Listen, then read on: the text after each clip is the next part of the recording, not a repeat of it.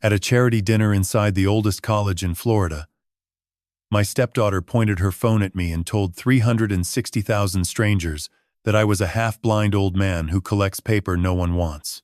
She called me her mother's treasure map. X marks the inheritance, she said. The room laughed. My wife raised her glass and smiled. I set down my champagne, folded my hands, and waited.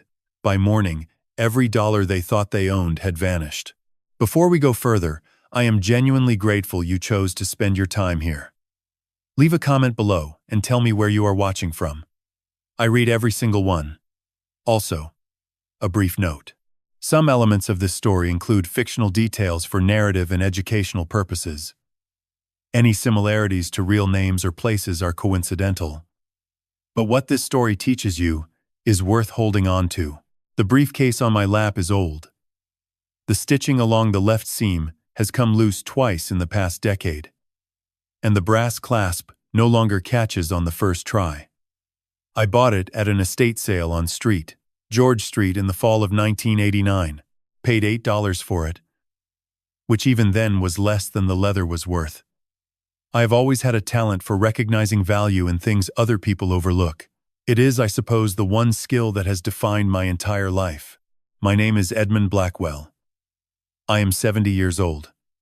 For the past 40 years, I have operated a small shop on George Street, in Augustine, Florida, where I buy, restore, and sell antique maps, maritime charts from the Spanish colonial period, Dutch trade route surveys from the 1600s, British Admiralty sheets with hand-drawn coastlines that no satellite has ever corrected. Most of what I handle is fragile and forgotten, the kind of thing that ends up in an attic after someone dies and their children mistake it for wallpaper. I catalog it. I preserve it. I make sure the record survives. People have asked me over the years whether it gets lonely working with documents that no living person remembers making. I tell them no. Old maps, in my experience, are far more honest than the people who walk the territories they describe. The hallway outside Courtroom 3 in the St. Johns County Courthouse is long and high-ceilinged, with terrazzo floors that turn every footstep into a small announcement. At 7 in the morning, it is mostly empty. A maintenance worker pushed a supply cart past me 20 minutes ago without looking up. A young attorney walked by reading something on her phone. Neither of them paid me any attention. I am 70 years old and wearing a charcoal suit I have owned since 2006. I am not the kind of man people notice. Harlan stood 3 steps to my left, close enough that I could hear him breathing. He has been with me for 20 years, and in those 20 years, I do not think he has ever asked me an unnecessary question. This morning was no different. He did not ask how I was feeling. He did not ask if I was ready. He simply stood there, hands folded behind his back, and let the silence do what silence does best when two people have shared enough years to trust it. I looked down at the briefcase.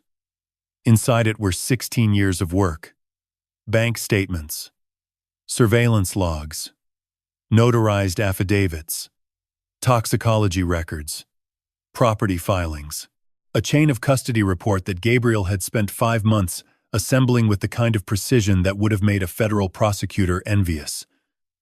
There were photographs. There were recordings, audio, and video, all obtained through legal means, all properly documented. There was a letter, handwritten, that I had composed on a quiet evening in October of 2024, when I allowed myself, just briefly, to feel something close to relief. 16 years of work, contained in a cracked leather briefcase that cost $8. Outside the tall window at the end of the hallway, I could see one of Augustine's old live oaks, its branches draped with Spanish moss that moved slowly in the January wind like the fringe of a curtain stirred by a draft beneath a door. The sky was the color of pewter, cold light, the kind of morning that does not offer warmth, only visibility. I have lived in Augustine for 43 years.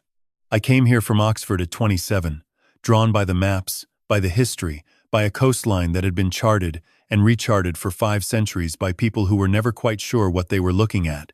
The shop on George Street, The house on Avenida Menendez. The years of quiet work that most people would call unremarkable, and that I would call exactly what I intended them to be. Blackwell House is a coquina mansion built in 1840. Its walls are 2 feet thick, made from the compressed shells of creatures that lived in the Atlantic long before anyone thought to draw a map of this coastline. I have lived in it for 32 years, and for most of those years, it was the one place on earth where I felt entirely like myself. Lawrence Vega felt the same way about it. He used to say that a house built from coquina was a house built from memory itself, that the shells in the walls were a kind of record, millions of small lives compressed into something strong enough to last centuries. Lawrence believed in records. He believed that places held truths that people lost. Lawrence has been dead for 16 years. I heard footsteps at the far end of the hallway. Not the shuffle of the maintenance worker. Not the brisk clip of the young attorney. These were deliberate steps, evenly spaced, the footsteps of a man who has walked into difficult rooms his entire career and has long since stopped needing to prepare himself. Detective Ray Solis of the St. Johns County Sheriff's Office has a particular way of entering a space. He fills it without ceremony. He arrived at my bench, glanced at the briefcase, then at me. "How are you holding up, Mr. Blackwell?" "Fine," I told him. He nodded once and took a seat on the far end of the bench. He was not there to comfort me. He was there because the case that had consumed 14 months of his professional life was reaching its conclusion. I rested my palm flat against the leather. People have asked me why I did it. Why a 70-year-old man would spend 16 years of his life this way. Why I would marry a woman I knew to be a killer. Why I would invite that kind of darkness into a house whose coquina walls had already absorbed more than their share of it. The answer is not simple. But if you want to understand it, if you truly want to understand what brought all of us to this hallway on a gray January morning in the oldest city in America, then you have to go back. Not to 2020, when I made the decision. Not to 2019, when I first allowed Camille to see my face at the Leitner Museum. You have to go back to October of 2008, to a stone staircase inside the oldest fort in America, on a night when the rain was turning the coquina walls dark. And Lawrence Vega, the best friend I ever had, took his last breath while I was still 20 minutes away. That is where this story begins. That is the only place it could begin. Memory has a scent. Whenever I drift back to Lawrence Vega, the first thing that reaches me is not an image or a sound. It is old parchment and salt air, the two things that defined every room he ever occupied. Parchment, because he spent his life with documents that smelled of centuries. Salt air, because he loved this coastline, the way only a man born far from the ocean can love one, with a devotion that never lost its original surprise. We met at Oxford in the autumn of 1972. I was 27 and pursuing a graduate fellowship in cartographic history. Lawrence was 26, completing a doctoral thesis on Spanish colonial administration in the Caribbean and occupying a desk in the Bodleian Library that he treated as though it had been assigned to him personally by the university. During our first week in the same reading room, he leaned across the aisle and asked if he could borrow my copy of a 1742 Spanish maritime atlas that I had requested from the Rare Documents collection. He said he needed it for an afternoon. He kept it for 3 weeks. I never asked for it back. I never needed to. By the time the Michaelmas term ended, he was the closest friend I had ever had. There are friendships that form around shared circumstances and dissolve when those circumstances change. And there are friendships that form around something less definable. A recognition, almost immediate, that the person sitting across from you understands some essential thing about the world in the same way you do. Lawrence and I were the second kind. He read history the way I read maps. Not for information, but for the truth underneath the information, the thing the original author either could not see or chose not to record. After Oxford, we both came to Street Augustine. I arrived first, in the spring of 1975, drawn by the maps. Street, Augustin had been charted by Spanish, French, British, and American cartographers across 4 centuries, each one drawing the same coastline and producing something slightly different because a map is never just a record of geography. It is a record of what the mapmaker believed was important. I opened the shop on George Street in 1976 with $1,200 and a collection of 19 maps I had acquired at estate sales across the Southeast. Lawrence arrived 18 months later, hired by Flagler College, to teach colonial history in a building that had been built by Henry Flagler himself in 1888, with Tiffany stained glass in the dining hall and a courtyard that smelled of jasmine from March through November. We built our lives in parallel. I spent my days in the shop among maps that described coastlines, long since altered by storms and development. Lawrence spent his in lecture halls and archives, teaching students that history was not a list of events but a landscape, and that the only way to understand it was to walk it carefully and look for what had been buried. He was generous in the way that made practical people uneasy, the kind of generous that left no room for suspicion because it never occurred to him that generosity required justification. He trusted people at their word. He believed, in the most earnest and undefended way, that most human beings were doing the best they could with what they had been given. That was the thing about Lawrence I loved most. It was also the thing that killed him. Lawrence was not a wealthy man by the standards of the people who attend charity galas in this city, but he had built something considerable over 30 years. His salary at Flagler, invested carefully, a collection of rare documents and first-edition historical texts valued in the low 7 figures. A house on Cordova Street, 3 blocks from the college, with a garden where he grew tomatoes and a study where the shelves sagged under the weight of things he could not stop acquiring. His estate at the time of his death was worth approximately $6.8 million. It was not the kind of fortune that attracts attention in a city where old money moves quietly. But it was enough. For the wrong person, it was more than enough. He met Camille Fontaine at the Leitner Museum in the spring of 2005. The Leitner occupies what was once the Alcazar Hotel, another Flagler creation, a building designed to look like a Spanish palace, and now filled with collections of decorative arts and antiquities that attract tourists and, occasionally, people with more focused intentions. Camille was standing in front of a 17th-century Spanish maritime chart displayed in the second-floor gallery. She was dressed in a shade of charcoal that suggested composure rather than grief, standing very still, her head tilted at the precise angle of a person who is not simply looking at something, but inviting you to notice that she is looking at it. Lawrence told me about her the following week over lunch at a cafe on Cathedral Place. She had asked him about the chart, he said. Specific questions, the kind that showed she had actually studied what she was looking at. He described her as curious and thoughtful and unlike the people he usually met at museum events, who were there for the wine rather than the work. I remember thinking, even then, that composed and curious in combination deserved more scrutiny than admiration. A woman who stands alone in front of the right painting, in the right light, and asks the right questions of the right man, is not necessarily a woman who arrived there by accident. But I said nothing. I had no evidence. I had only the instinct of a man who has spent his life reading maps and has learned that the most beautifully drawn coastlines are sometimes the ones concealing the most dangerous water. I said nothing, and that silence is one of the things I have carried for 16 years. Over the next 14 months, Camille Fontaine made herself indispensable to Lawrence Vega. She never asked for money directly. She constructed instead a series of small situations in which Lawrence's generosity was the natural solution to a problem that only appeared accidental. A car repair she could not quite afford, a medical bill from a procedure she described with just enough detail to prevent further questions, a lease that was ending sooner than expected, each one minor. Each one perfectly calibrated to produce exactly the response Lawrence's character guaranteed he would provide.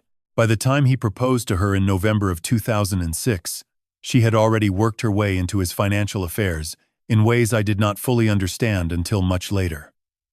I attended the wedding. I sat in the last row of the old cathedral on Cathedral Place and watched my best friend marry a woman whose composure I had never trusted, and whose curiosity I had begun to suspect was not curiosity at all, but reconnaissance.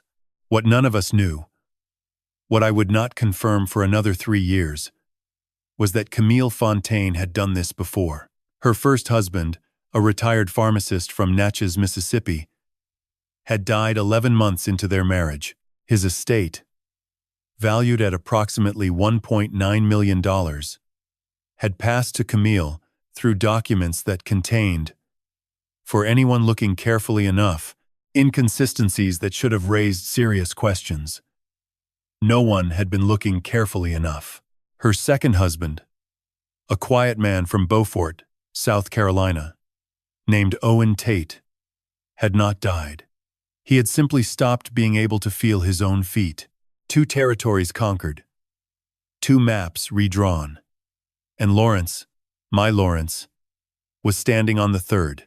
I have spent 40 years reading old maps, and the one skill that separates a competent cartographer from a great one is the ability to recognize when a coastline has been drawn to look inviting, specifically because the water beneath it is shallow enough to wreck you. The most dangerous charts in my collection are not the ones with obvious errors. They are the ones where everything appears correct until the moment your hull strikes the reef that was never marked. Camille Fontaine was that kind of chart. Lawrence began discovering the truth in the summer of 2008. It started with a letter from his insurance provider, a routine notification that the primary beneficiary on 3 of his life insurance policies had been changed. Lawrence had not authorized the changes. The signatures on the documents were close enough to his own that a processing clerk would not have paused. Close enough to pass, unless you happened to be the man whose name had been forged and noticed that the capital L leaned slightly to the right instead of standing straight. Lawrence noticed. He retained a private investigator out of Jacksonville named Dale Overstreet, who confirmed within 6 weeks what Lawrence had begun to suspect. Camille had been married twice before. The pharmacist from Natchez had died of what the coroner recorded as an adverse drug interaction. Owen Tate had not died, but had been hospitalized with progressive kidney failure that no physician could explain. Camille had filed for divorce while Owen was still in rehabilitation and left South Carolina within the month. Lawrence gave himself a deadline: 72 hours to bring everything to the St. Johns County Sheriff's Office. He told me this over the phone on the evening of October 11th. His voice was steady but quieter than usual. I told him I would come to the house the following morning. I told him not to confront her. He agreed. I believe he meant it. Camille found out before the deadline arrived. I have spent 16 years wondering how and have settled on the simplest answer. She had never stopped watching. A woman who plans the way Camille plans does not relax because she feels secure. She monitors the environment, especially then. A locked drawer opened slightly more than it should have been. A browser history cleared at the wrong hour. I do not know which detail betrayed him. I only know that by the evening of October 14th, Camille had reached her conclusion before Lawrence reached his deadline. The medical examiner listed cause of death as blunt force head trauma consistent with a fall. Blood alcohol content was 0.15. The stone staircase inside Castillo de San Marcos is original to the fort. Coquina, built in the 1600s. Narrow and steep, worn smooth by 3 centuries of foot traffic. Lawrence had attended a private Flagler College alumni reception that evening. He had been seen drinking wine. What the report did not address was the precise composition of what Lawrence had been drinking. In 2008, absent a specific reason to order a full toxicology panel, a high blood alcohol reading at an accidental fall closed most questions before they were asked. Camille understood that. She had understood it once before in Natchez.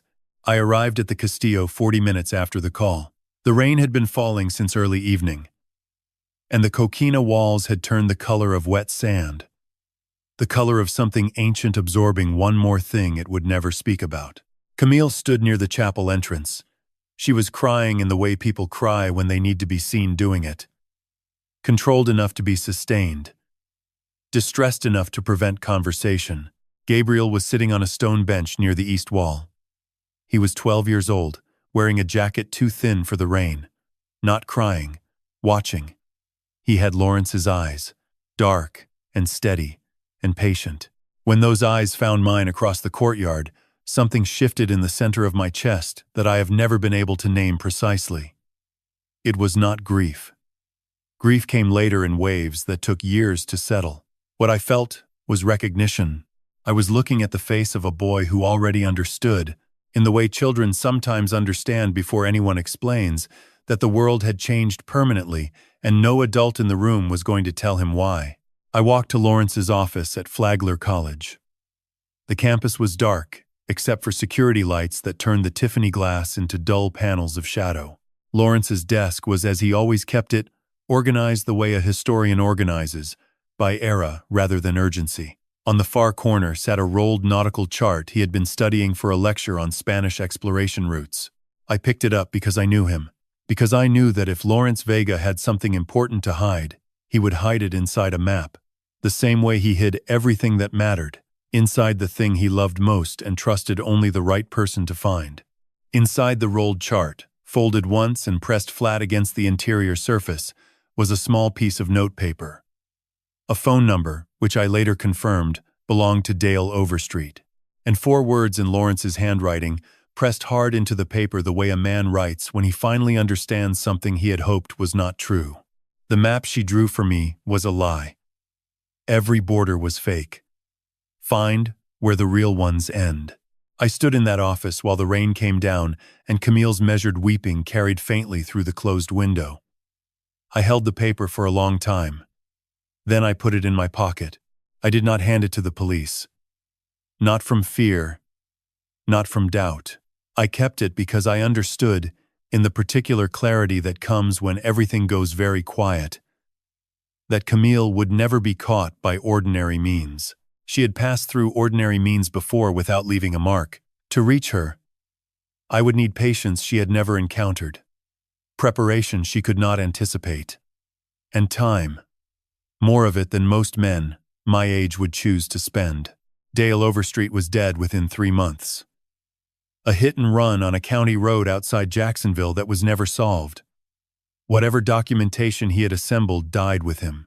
What I had was a folded piece of paper and 36 years of knowing Lawrence Vega well enough to understand that he had not been drunk that night by accident. That is not evidence. That is grief wearing the clothes of certainty. To catch Camille, I needed her to build the cage herself. My job was simply to hand her the materials. People ask me how long it took to plan. The answer is 16 years. Not because I am a slow man, but because I needed to be certain that when Camille finally reached the edge of my map, there would be nothing beyond it but the fall. Patience is not a virtue in cartography. It is the entire discipline. A mapmaker who rushes produces a chart that sinks ships. I knew from the first night. Standing in Lawrence's office with rain on the windows and a folded piece of paper in my pocket, that I could not go to the police. Camille had constructed an airtight narrative, a grieving widow, a blood alcohol reading that explained everything. No physical evidence of interference. The system had looked at her twice before, in Natchez and in Beaufort. And both times it had seen exactly what she had arranged for it to see. What I needed was not a confession. What I needed was a survivor. Someone Camille had used and discarded. Someone still breathing, but effectively invisible.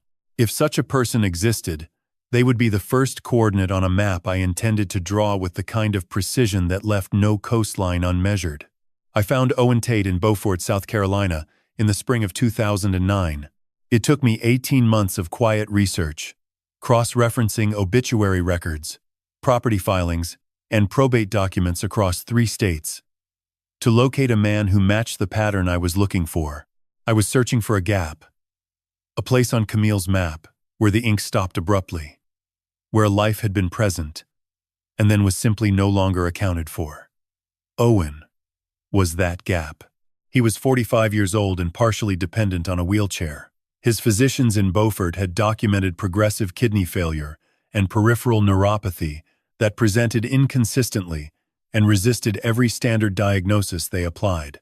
He had been married to Camille Fontaine for 6 months in late 2001 and into 2002. The marriage had ended not with a funeral, but with a filing. Divorce papers submitted while Owen was still in a rehabilitation facility, learning how to hold a cup without assistance. Camille had taken what the prenuptial agreement allowed her, approximately $430,000, and had disappeared from his life completely. When I knocked on his door on a rainy afternoon in April of 2009, Owen opened it 4 inches and looked at me the way a man looks at a stranger, when experience has taught him that strangers rarely bring anything worth opening the door for. I told him who I was.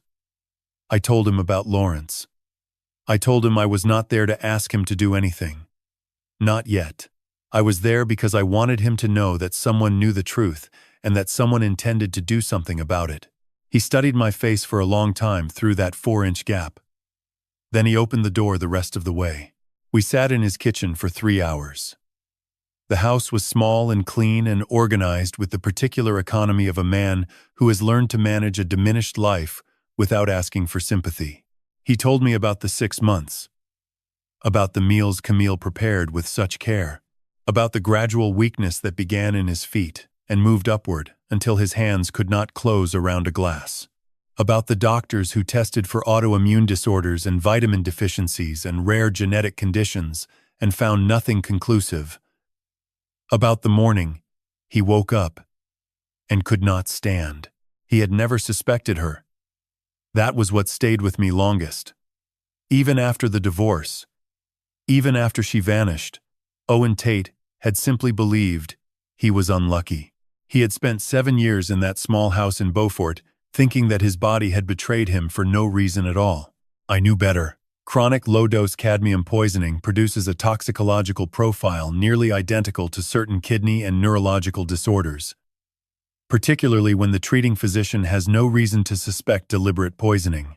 Cadmium accumulates in the renal cortex. It destroys nephrons slowly and irreversibly. It does not appear on a standard metabolic panel. It does not announce itself. It simply takes and takes until what remains is a man in a wheelchair who believes his own kidneys failed him. Before I left Beaufort that evening, I made 2 arrangements. The first was medical. I contacted Dr. Leonard Marsh, a physician I had known for 12 years in St. Augustine, and arranged for Owen to travel south and be examined properly. Hair and nail samples collected under Dr. Marsh's supervision would be analyzed for heavy metal content, and the results formally documented. The second arrangement was evidentiary. Through a licensed legal storage facility in Jacksonville, First Atlantic Vault, I established a sealed evidence account. Owen's biological samples, Dr. Marsh's complete medical report, and a notarized chain of custody declaration were deposited on June 3, 2009, and have remained sealed and unbroken since. Whatever a defense attorney might argue 16 years later, they could not argue that the evidence had been manufactured after the fact. The chain of custody was older than the accusation. The third thing I did for Owen was considerably less legal. Using my knowledge of how death records are filed, stored, and cross-referenced across county systems in Florida and Tennessee, I constructed a paper trail indicating that a man matching Owen Tate's description had died in a vehicle fire on a rural highway outside Tallahassee in the fall of 2009. The record was imperfect by design, convincing enough to satisfy a cursory search, not so elaborate as to invite scrutiny. Camille, I later confirmed through indirect means, checked it once. She found what I had placed for her to find. She moved on. A conquered territory does not require revisiting when the mapmaker believes the borders are final.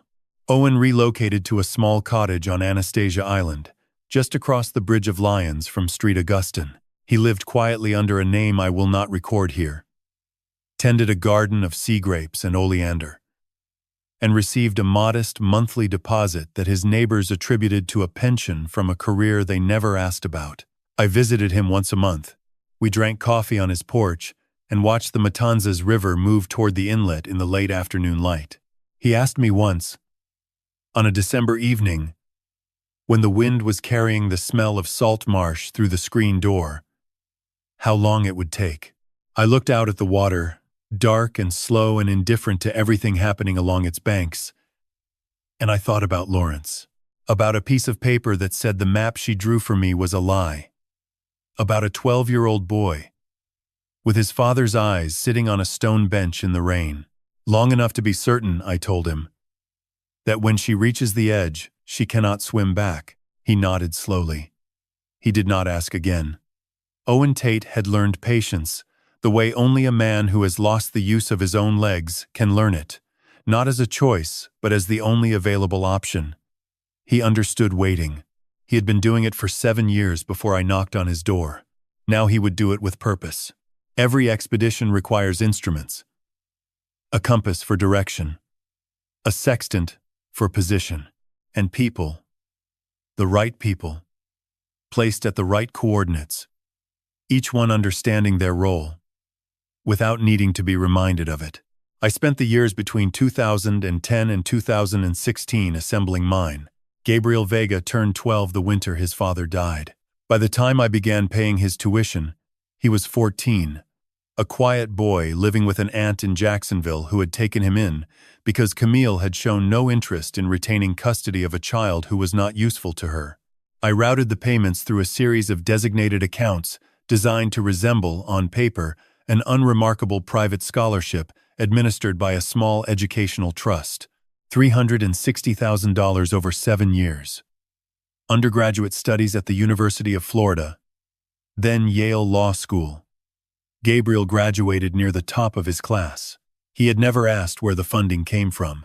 He had been patient in a way that reminded me, painfully and precisely, of his father. I met him at a restaurant on George Street in January of 2014. He was 18 years old and already carrying himself with the particular stillness of a man who has learned that the world does not owe him explanations and has decided to find them on his own. I told him everything. The full account. Lawrence, Camille, Dale Overstreet, Owen Tate, living quietly on Anastasia Island, under a name that did not belong to him. The folded piece of paper I still carried in my desk at the shop on George Street. I watched his face while I talked. He did not interrupt. He did not look away. When I finished, he was quiet for a moment that stretched long enough for the waiter to come and go, without either of us noticing. Then he looked at me with his father's eyes and said, very calmly, "What do you need me to do?" He had Lawrence's patience. He also had something Lawrence had never possessed, a precise and unsentimental understanding of how power actually functions inside a courtroom. Lawrence had believed that truth, presented honestly, would be sufficient. Gabriel understood that truth, unaccompanied by strategy, is just a story that loses to a better funded story. He became, over the following years, the finest instrument I had ever acquired. Not because he was brilliant, though he was, but because he understood that the work we were doing was not about anger. It was about cartography. We were drawing a map so complete and so accurate that when the time came, there would be no territory left for Camille to hide in. Margot came to me in the summer of 2014 with the plan already formed. My daughter has always been several steps ahead of any room she enters, a quality she did not inherit from me, but that I have always recognized as the most valuable thing she possesses. She laid it out over coffee on the back porch of Blackwell House while the afternoon light turned the Matanzas River into a sheet of hammered copper. Camille would investigate any target before committing. If she found a daughter, she would find leverage. The solution was to remove the leverage before it could be used. A kayaking accident off the outer banks of North Carolina, a remote stretch of coastline where the currents run hard and the water is deep enough that recovery is plausible only in theory. An expedition log, a Coast Guard search documented with the appropriate incident reports. A body never found, because the Atlantic does not always return what it takes. A presumptive death certificate filed in St. Johns County. Margot Blackwell, age 25, lost on September 9, 2014. On every public record that Camille would ever have access to, I became a man who had outlived his only child. Margot Brennan, her mother's maiden name legally assumed through a court filing in a different jurisdiction, continued her work in digital forensics and cybersecurity without interruption. She relocated to Jacksonville and within 2 years had founded Meridian Digital Group, a company specializing in digital rights management and brand representation for online content creators. We communicated through means I will not specify. She attended no family gatherings. She sent no cards. For 10 years, she did not exist to anyone who might be watching. I will not pretend that was easy. The evening before she disappeared, we sat together on the upper balcony of Blackwell House and watched the last light drain from the sky over the river. Neither of us said much. There was nothing to say that the decision had not already said. She was 25 years old, and she was about to stop being my daughter in every way that the public world could verify. I remember the sound of the wind in the palm fronds along Avenida Menendez, and the smell of salt and the particular quality of silence that exists between two people who love each other and are about to do something that love alone cannot make painless. That was the most expensive silence I have ever purchased.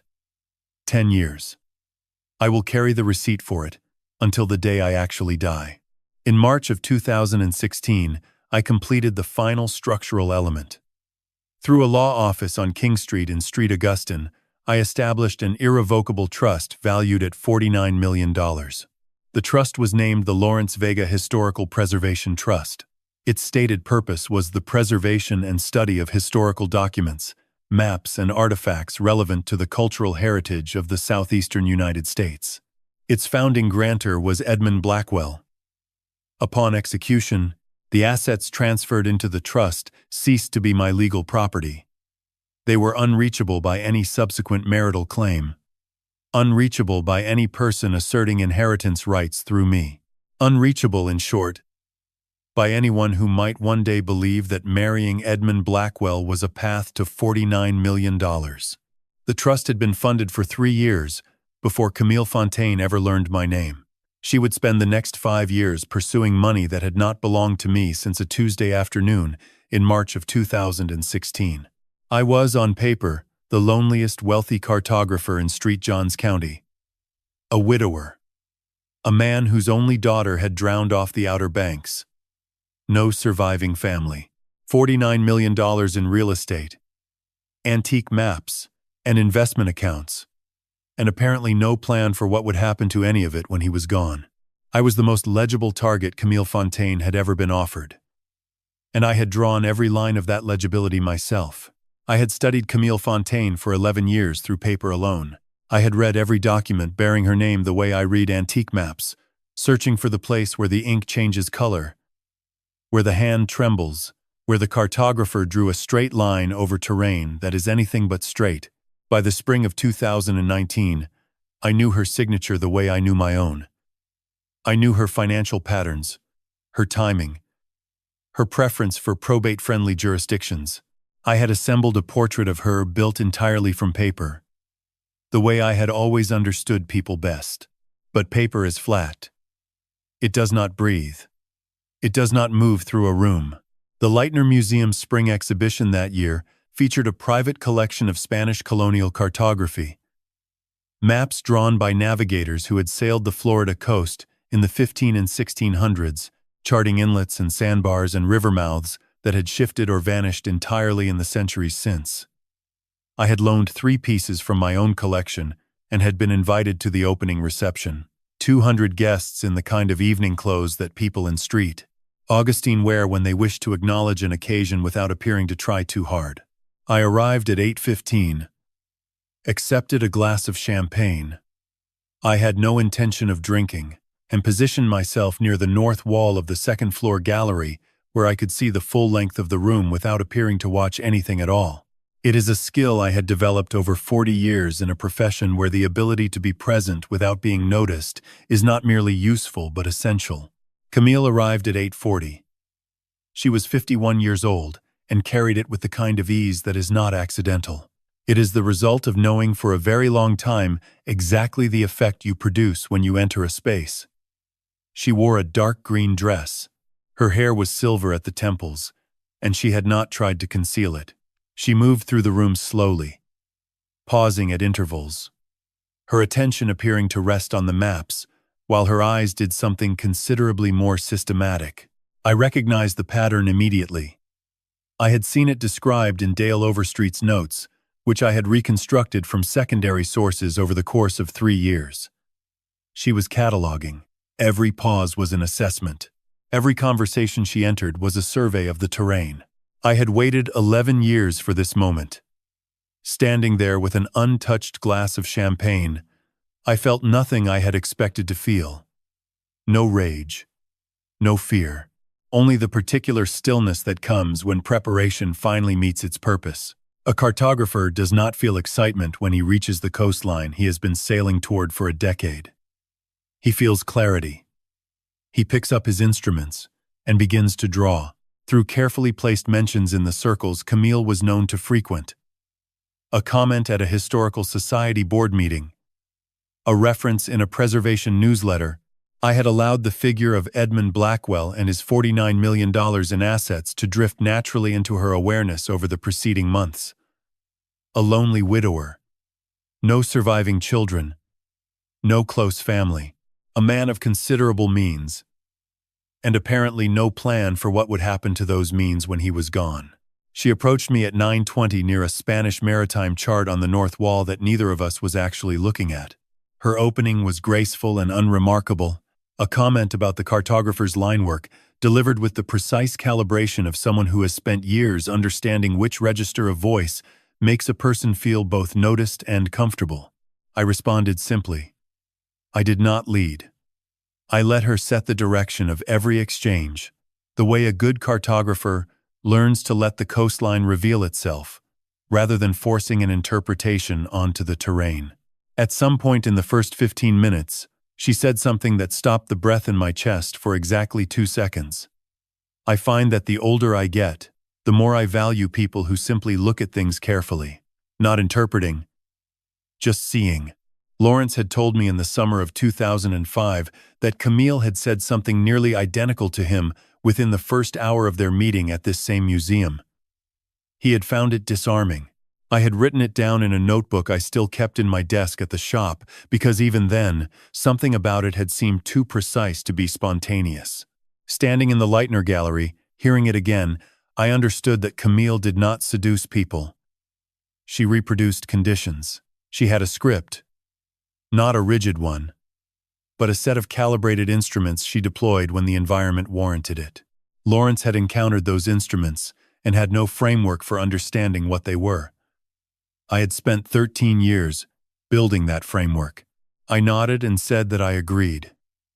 I said that I had spent most of my adult life with old maps and found that they too rewarded patience over performance. Camille smiled. It was a practiced smile, but there was something underneath it. A flicker of genuine interest, or perhaps the particular satisfaction of a woman who believes she has correctly identified what she is dealing with. She had. She simply had the wrong definition of what I was. I later confirmed through a contact in the private investigation community that Camille retained someone within 10 days of the reception to run a background review on Edmund Blackwell. The results she received were exactly the results I had designed. Wife deceased. 2009. Pancreatic cancer. 1 child. Margot Blackwell. Deceased. 2014. Kayaking accident. Outer Banks, North Carolina. No remains recovered. Assets totaling approximately $49 million. No outstanding legal matters. No living relatives. Near the end of the evening, she tilted her head slightly and asked with the tone of a woman who already knows the answer, "Do you believe in second chances, Mr. Blackwell?" I looked at her for a moment. I believe that every map eventually reveals its true coastline. Mrs. Fontaine. She smiled and said she found that a very hopeful philosophy. She did not hear what I had actually said. 6 months later, we were engaged. The night before the wedding, I sat alone at my desk in the shop on George Street, with a photograph of Lawrence Vega propped against the lamp. It had been taken at Oxford in the spring of 1973, 2 young men squinting at the camera outside the Bodleian Library, with the particular confidence of people who have not yet learned what the world is capable of taking from them.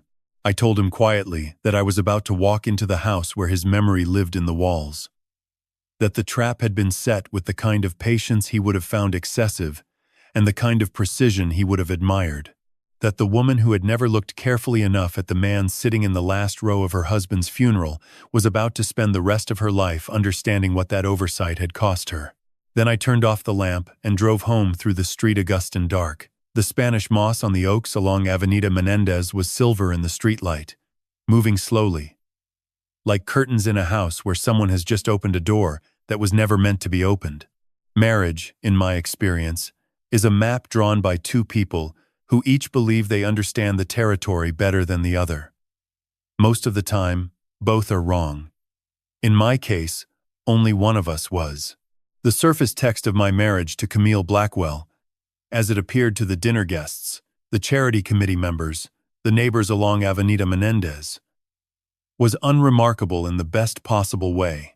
A quiet older man and his elegant wife, well-matched in temperament, settled comfortably into the rhythms of a large house and a small social world. We were invited to things. We attended some of them. People told us we seemed well-suited. The subtext was a different document entirely. Phoebe arrived at Blackwell House in January of 2021, 3 weeks after the wedding, with 5 suitcases, and the absolute certainty of a person who has never once been required to make herself agreeable to anyone she did not choose. She was 27 years old and had built a social media following of approximately 410,000 people by filming herself in other people's spaces and commenting on them with the bright, merciless energy of someone who has confused cruelty for personality. Within her first week, she filmed a walkthrough of my map library, 1,200 pieces spanning 4 centuries, and described it on camera as the world's most boring wallpaper collection. She referred to me in the third person in my own house as the blind map maker. Not unkindly exactly, but with the particular indifference of someone who does not consider you worth the effort of unkindness. I catalogued her behavior the way I catalog everything, methodically, without visible reaction, and with the understanding that documentation is not the same as response. From the first month of our marriage, I performed a man in physical decline. This required more sustained discipline than any other part of the plan. I worked with Dr. Leonard Marsh to construct a medical profile that would satisfy Camille's scrutiny without requiring verification by an independent specialist. Progressive deterioration of visual acuity, hypertension that responded inconsistently to medication, a prognosis that suggested, carefully and without alarm, a natural trajectory towards significant impairment within the 5 to 7 year range. I wore thick glasses that I did not need.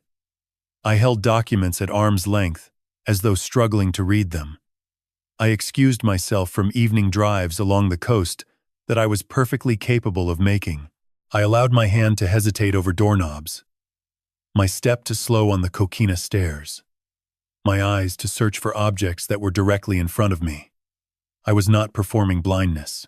I was performing the idea of approaching blindness, which is a different thing and requires a considerably more delicate kind of attention. Camille believed me. I am certain of this not because she said so, but because of what she did not do.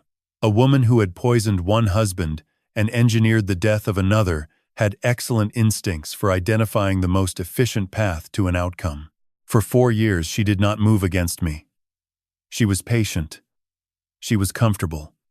She was waiting for a process she believed was already underway to reach its natural conclusion. She did not need to act. She simply needed to wait.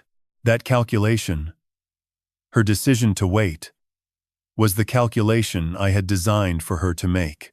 Harlan and I began installing the recording equipment in the 2nd month of our marriage. Florida law, under statute section 934.03, permits the recording of conversations when at least one party to the conversation consents.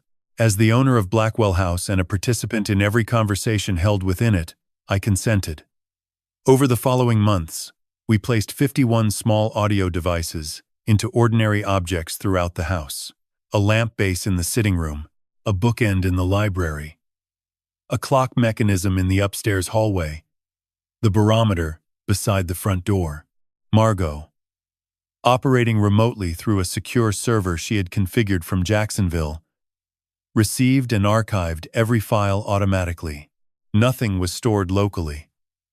Nothing could be found by someone who did not already know where to look. 4 years of recordings. 4 years of Camille moving through my house with the measured patience of a woman running out a clock she believed was ticking in her favor.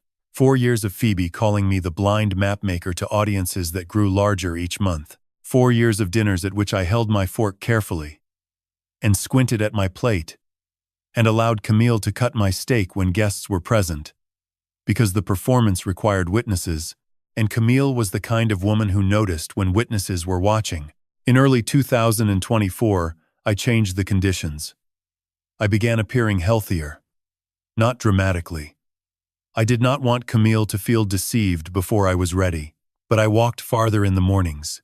I declined the medication I usually took at breakfast with a comment about feeling steadier. I sat up straighter at the dinner table. Small things. Observed things. At the same time, I asked Harlan to become careless in a single, specific way. During a conversation in the kitchen, a conversation Harlan allowed Camille to believe she had overheard by accident, he mentioned in passing that I had recently requested a meeting with my estate attorney, and that he had heard the name of a charitable foundation mentioned in connection with the appointment. Camille heard it. I know she heard it, because her behavior changed within 48 hours in ways that a person trained to read documents, or people, could not miss. She began making phone calls from the master bedroom with the door closed. She asked questions about my medical appointments with a specificity that exceeded the concern of even an attentive spouse. On an evening in June of 2024, the device inside the upstairs hallway clock recorded Camille on the telephone. Her voice was the voice I had first heard in the Leitner Gallery in 2019, calibrated, precise, stripped of warmth. She used the phrase, "natural progression," twice. She did not mention my name. She did not need to. I counted my heartbeats in the hallway and waited until I heard her end the call. Then I walked downstairs, poured a glass of water I did not drink, and stood at the kitchen window looking out at the dark garden. That night I sent a message to a number that officially belonged to no one living. Margot called back within the hour. "We need to move faster," I told her. "She is planning." There was a pause on the line. The particular pause of someone who has been waiting for this sentence for a very long time. "How do you want to start?" she asked. I told her. Before we could reach Camille, we needed Phoebe to make a mistake. A public one, large enough and documented enough to begin pulling the foundation out from under both of them, and I already knew exactly where Phoebe was most likely to make it. The Ponce de Leon Hall at Flagler College looks, on an evening in September, the way Spanish Florida always promised to look, and rarely delivers all at once. Warm light falling through Tiffany stained glass windows that Henry Flagler had commissioned in 1888. The smell of jasmine drifting in from the courtyard every time someone opened the terrace doors. A string quartet playing something unhurried near the east wall. 200 guests in evening clothes, the kind of crowd that knows how to occupy a beautiful room without disturbing it. I had attended this gala every year for 2 decades.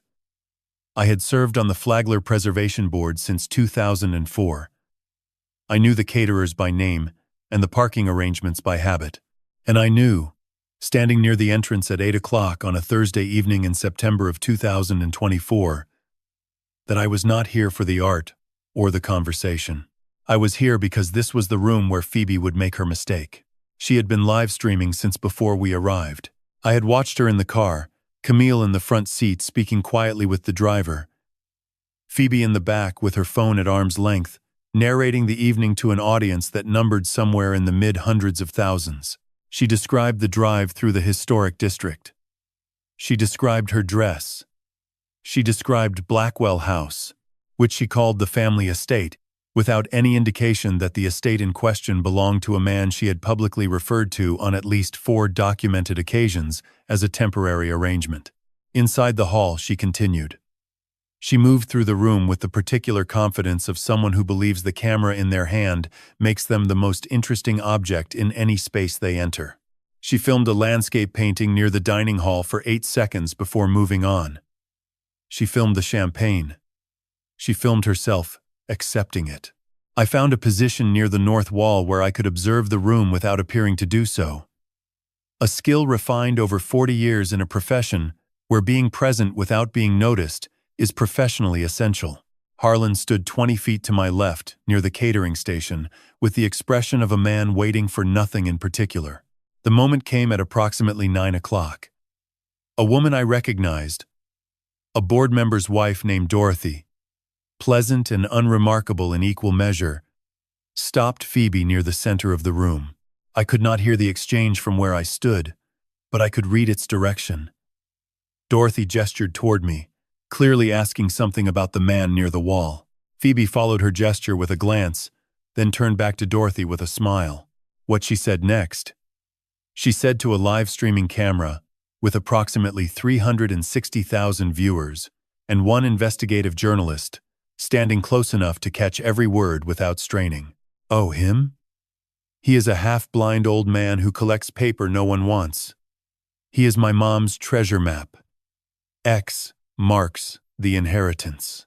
The group around her, 4 people, 2 of whom I had never seen before, laughed with the ease of an audience that has been given permission to laugh.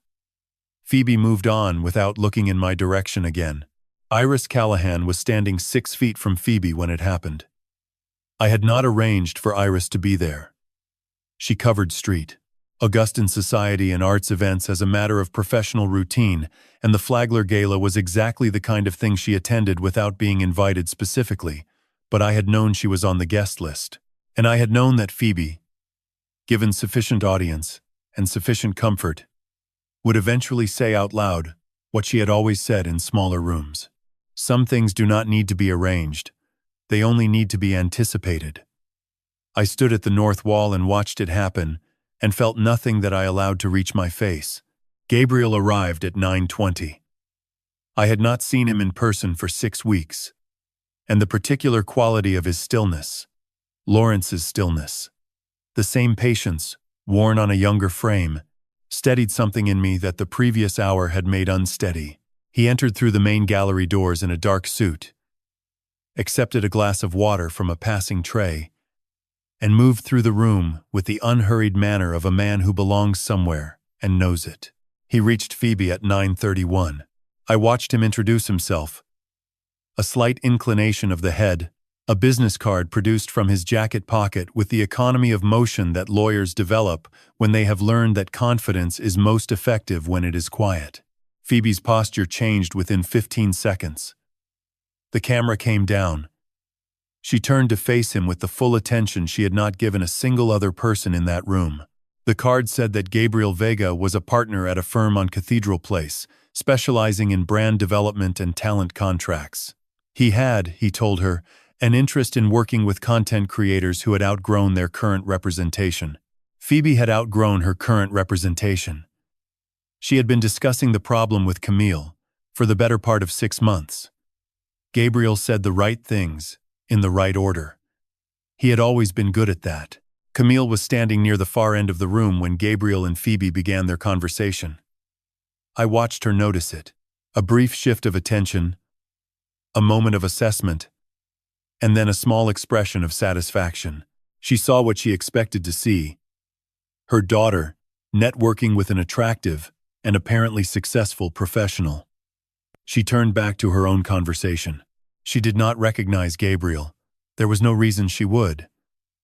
He had been 12 years old and sitting on a stone bench in plaid pajamas the last time they were in the same room. And in the intervening 16 years, he had built a career in a city Camille had never had occasion to investigate closely. At 9:45, I set my champagne glass on a passing tray and walked toward the terrace doors. Harlan fell into step beside me, without being summoned. Outside, the courtyard was cooler than the gallery, and the jasmine was stronger in the open air. I did not look back immediately. When I spoke, I kept my voice at the level appropriate for a private conversation on a crowded terrace. "Call Margot," I said. Tell her the clock starts tonight. Harlan nodded once and said nothing. I stood at the terrace railing and looked out at the courtyard, the old Spanish fountain dark and still at its center, the palm fronds moving slowly overhead. Through the glass behind me, the room arranged itself the way rooms do when you observe them from outside, flattened, lit, the people moving through it, like figures in a painting. Phoebe was laughing at something Gabriel had said.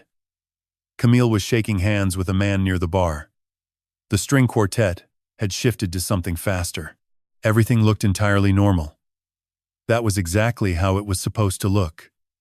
Gabriel Vega was standing in a room with the daughter of the woman who had killed his father, and she was laughing. Her head tilted at the angle people use when they want to appear charmed rather than simply interested. The clock was running, and no one in that beautiful, candlelit room had any idea that the most important event of the evening had already happened quietly, as important things so often do, without anyone noticing at all. Gabriel did not tell me what he felt when Phoebe Fontaine smiled at him for the first time. He told me what she signed. I was not present for any of the weeks that followed the gala. That was by design. Gabriel reported to me through brief written summaries delivered every few days. Precise and unadorned.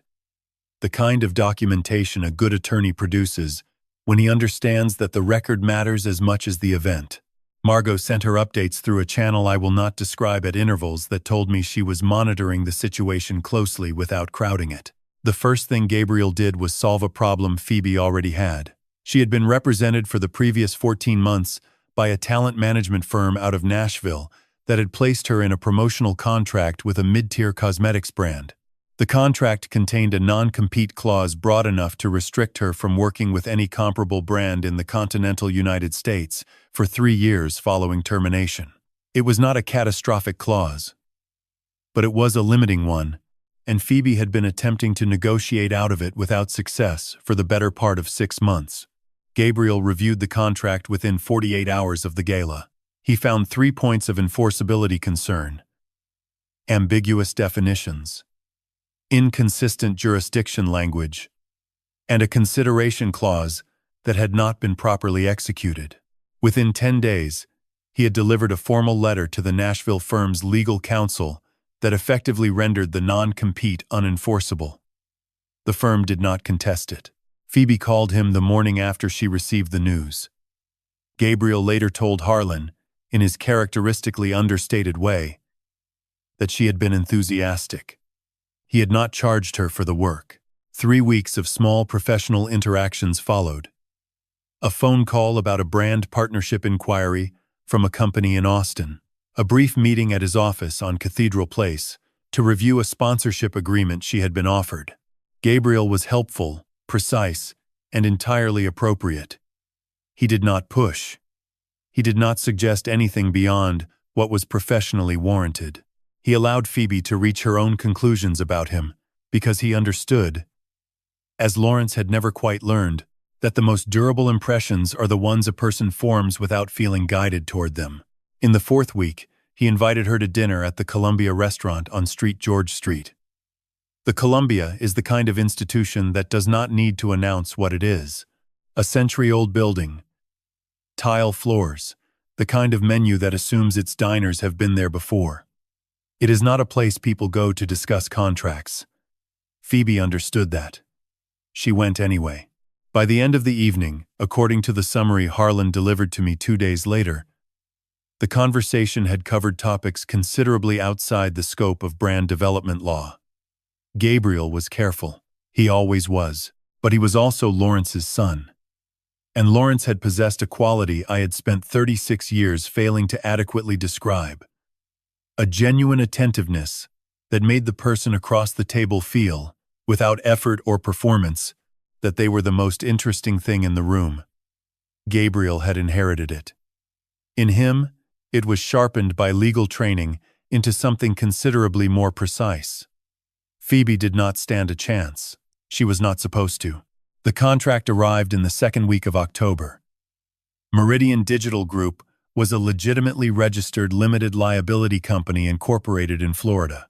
Its articles of organization had been filed with the Florida Division of Corporations in March of 2023. Its registered agent was a law firm in Atlanta. Its managing member on the public record was a woman named Margot Brennan. The company's stated purpose was talent representation and brand development for digital content creators. Everything about it was exactly what it appeared to be, except for one clause buried in Appendix C of a 47-page agreement written in the standard language of intellectual property assignment. In consideration of the compensation described herein, the talent irrevocably and in perpetuity assigns to Meridian Digital Group all rights to the talent's name, likeness, image, personal brand, and associated intellectual property, including but not limited to trademark registrations, domain names, and social media handles, effective upon execution of this agreement. It was not hidden. It was in the document. It was, under Florida contract law and the broader framework of federal intellectual property statute, entirely enforceable. The consideration, $3.2 million over 3 years with a deposit of $300,000 payable upon signing, was substantial enough to constitute valid and adequate value exchanged. Gabriel explained the broad structure of the contract to Phoebe at a follow-up meeting at his office. He did not explain Appendix C in detail. He provided the document with sufficient time for review. He recommended, as he later confirmed in writing, that she consult independent counsel before signing. She did not consult independent counsel. On the afternoon of October 10, 2024, Phoebe Fontaine signed the Meridian Agreement at Gabriel's office on Cathedral Place, took a photograph of the deposit check, $300,000 made out in her name, and posted it to her account before she had left the building. The caption read, "New chapter. Bigger territory. Stay tuned." Gabriel walked her to the elevator. He shook her hand. He went back to his office and sent a 2-word message to Margot Brennan. "It is done." Every time Gabriel looked at Phoebe Fontaine, at her ease, her confidence, the way she moved through a room as though consequence was something that happened to other people, he thought about a man he had known only from photographs and from one careful conversation at a restaurant on George Street when he was 18 years old.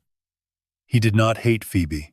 Hating her would have required him to believe she understood what her mother had cost the world.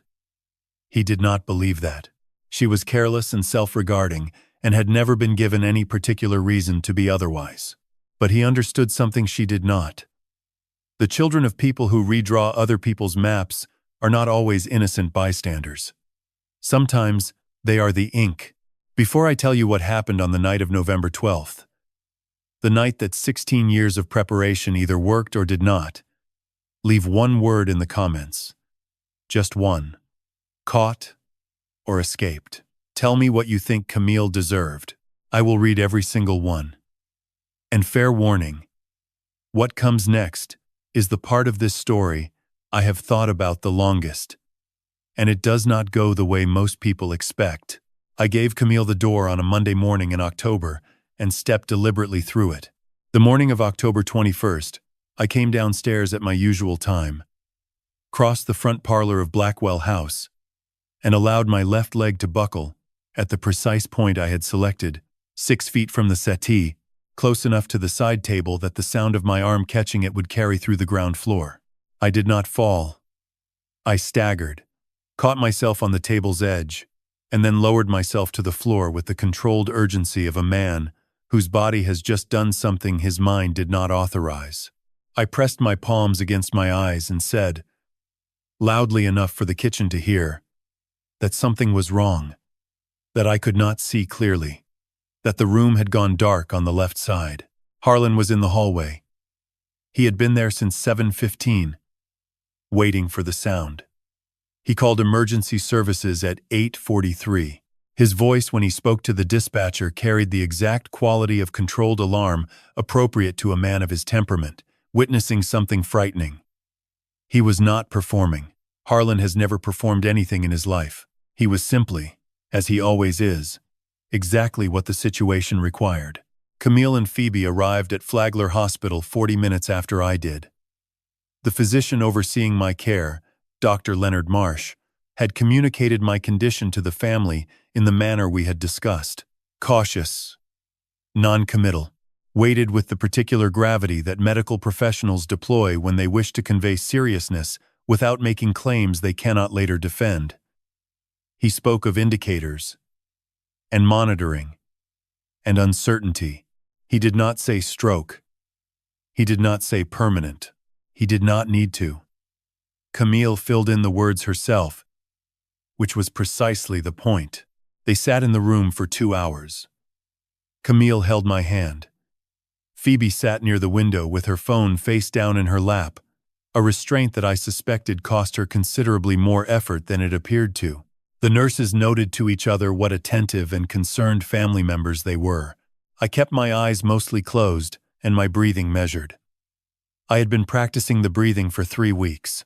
On the 3rd day, Camille arrived with a manila folder. Inside it was a durable power of attorney document, Florida compliant, properly formatted, witnessed, and notarized. It was on its face exactly what it appeared to be, an instrument granting Camille authority to manage my financial and legal affairs during a period of incapacity. What she did not know was that Harlan had substituted the folder on the bedside table before she entered the room. The document I signed that morning with a trembling hand contained an automatic revocation clause rendering it void after 30 days. Drafted by Gabriel Vega. Reviewed by a second attorney in Jacksonville. More importantly, the assets Camille believed she was gaining access to had been placed in their entirety into an irrevocable trust in 2016. 3 years before our marriage.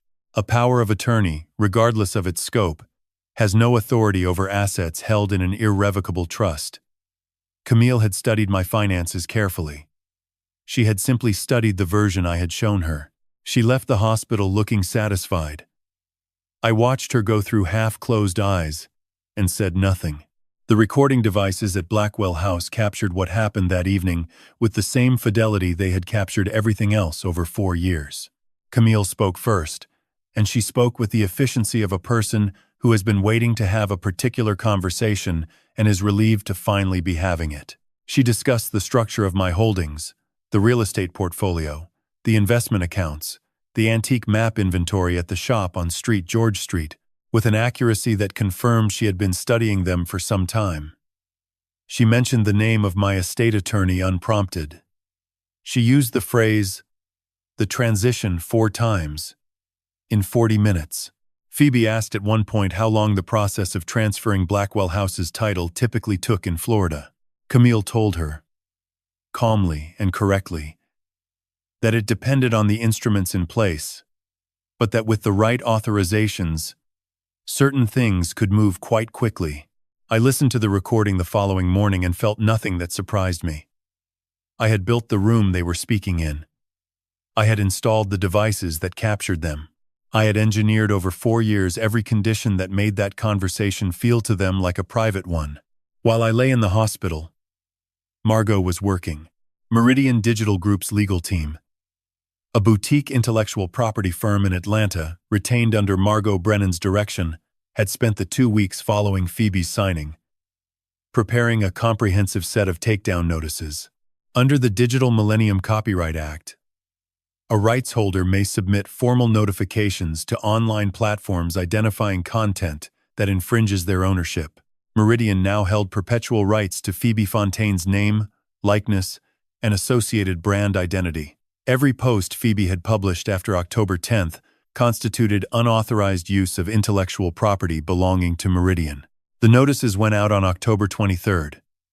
Instagram, TikTok, and YouTube each received formal takedown requests and separate trademark-based infringement reports.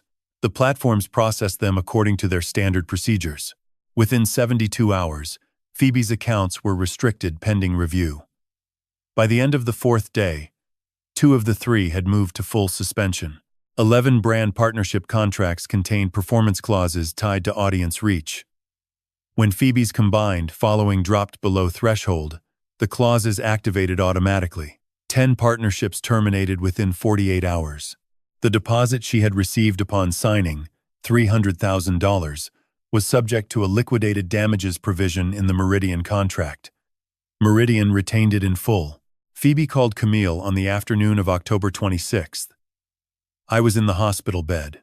I heard Camille's phone ring on the chair beside me, watched her read the screen, and observed her walk into the hallway with the careful composure of a woman who does not allow herself to be seen losing control. Through the partially open door, I could hear Phoebe's voice, thin and high and entirely unlike her usual register, asking what was happening and what she was supposed to do. I closed my eyes. For the first time, in longer than I could precisely calculate, I allowed the corners of my mouth to move in a direction that was not neutral. Camille was managing damage she did not yet fully understand for a daughter she had always believed was untouchable. But the real damage, the damage being prepared with considerably more care, was not directed at Phoebe at all. It was directed at Camille herself. And it would not arrive from outside. It would arrive from inside the house she had spent 4 years trying to take from me. She was going to find it herself, in her own time, with her own hands. I had made sure of that. I have lived in Blackwell House for 32 years. I know every coquina block in its walls, every heart pine floorboard that creaks 3 steps from the bottom of the back staircase, every place where the plaster holds a faint echo when the barometric pressure drops before a storm. I know which window rattles in a northeast wind and which door swells shut in August humidity. And I knew, with the particular certainty of a man who has spent 4 years waiting for it, that Camille had been searching the house for weeks. I had let her search. She opened drawers she had no business in. She ran her fingers along shelves, under the pretense of dusting. She asked Harlan questions about the basement, with a casualness so deliberate it was almost admirable. I catalogued each instance the way I catalog everything, noted it, filed it, and waited for the right moment to let her find what I had been preparing for her to find. The recording from the night of October 29th begins at 11:52 in the evening. I was not at Blackwell House. I was in a private room at Flagler Hospital, lying in a bed I did not need, listening to the playback through a secure connection Margot had configured months earlier. The audio quality was excellent. It always was. Camille had been thorough. The devices in the sitting room captured her moving through the ground floor for nearly an hour before she reached the library. The sound of desk drawers opening and closing. The soft percussion of her fingers working methodically through files she had located in the cabinet behind the writing desk. She was looking for the will. She was looking for the trust documents. She was looking for anything that would tell her how much time she had left before my estate became something she could not touch. What she found instead was the library's east wall. Harlan had left the house that afternoon on my instructions, and before departing he had done one specific thing. He had repositioned the third map tube from the left, on the second shelf from the floor. A collection of Portuguese coastal surveys from the 1700s, approximately 4 inches further right than its proper position. It was a small displacement, noticeable only to someone running a hand along the shelf in the dark, feeling for the edge of the bookcase rather than looking at it.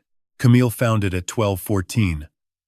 Based on the timestamp of the recording device embedded in the barometer beside the library door. The sound that follows on the recording is the soft mechanical release of a latch, then the groan of a door that has not been opened from this side in a very long time, then footsteps descending a narrow staircase built from the same coquina as the rest of the house. She went down. I had spent 3 years preparing that room. Not decorating it, preparing it. Every document inside had been sourced, verified, and placed with the understanding that Camille would eventually stand in front of it, and that what she saw needed to be accurate enough to be undeniable, and complete enough to be devastating. The left wall held 3 accordion files, each labeled with a name. The first, the retired pharmacist from Natchez, Mississippi. The second, Owen Tate, Beaufort, South Carolina. The third, Lawrence Vega. Each file contained property documents, financial records, medical examiner reports, and where available, the investigative notes of practitioners who had looked at these deaths and found them troubling without ever finding enough to act on. 3 territories, 3 conquests, 3 maps redrawn by the same hand. The right wall held 2 items, The first was a manila folder containing photographs of Owen Tate. Not from 2002, but recent. Owen in the garden of the cottage on Anastasia Island. Owen on the porch with a cup of coffee, watching the Matanzas River. Alive. Plainly. And documented. Beside the photographs was a medical summary prepared by Dr. Leonard Marsh, identifying the source of Owen's renal and neurological condition as chronic cadmium exposure, dated, signed, and notarized in 2009.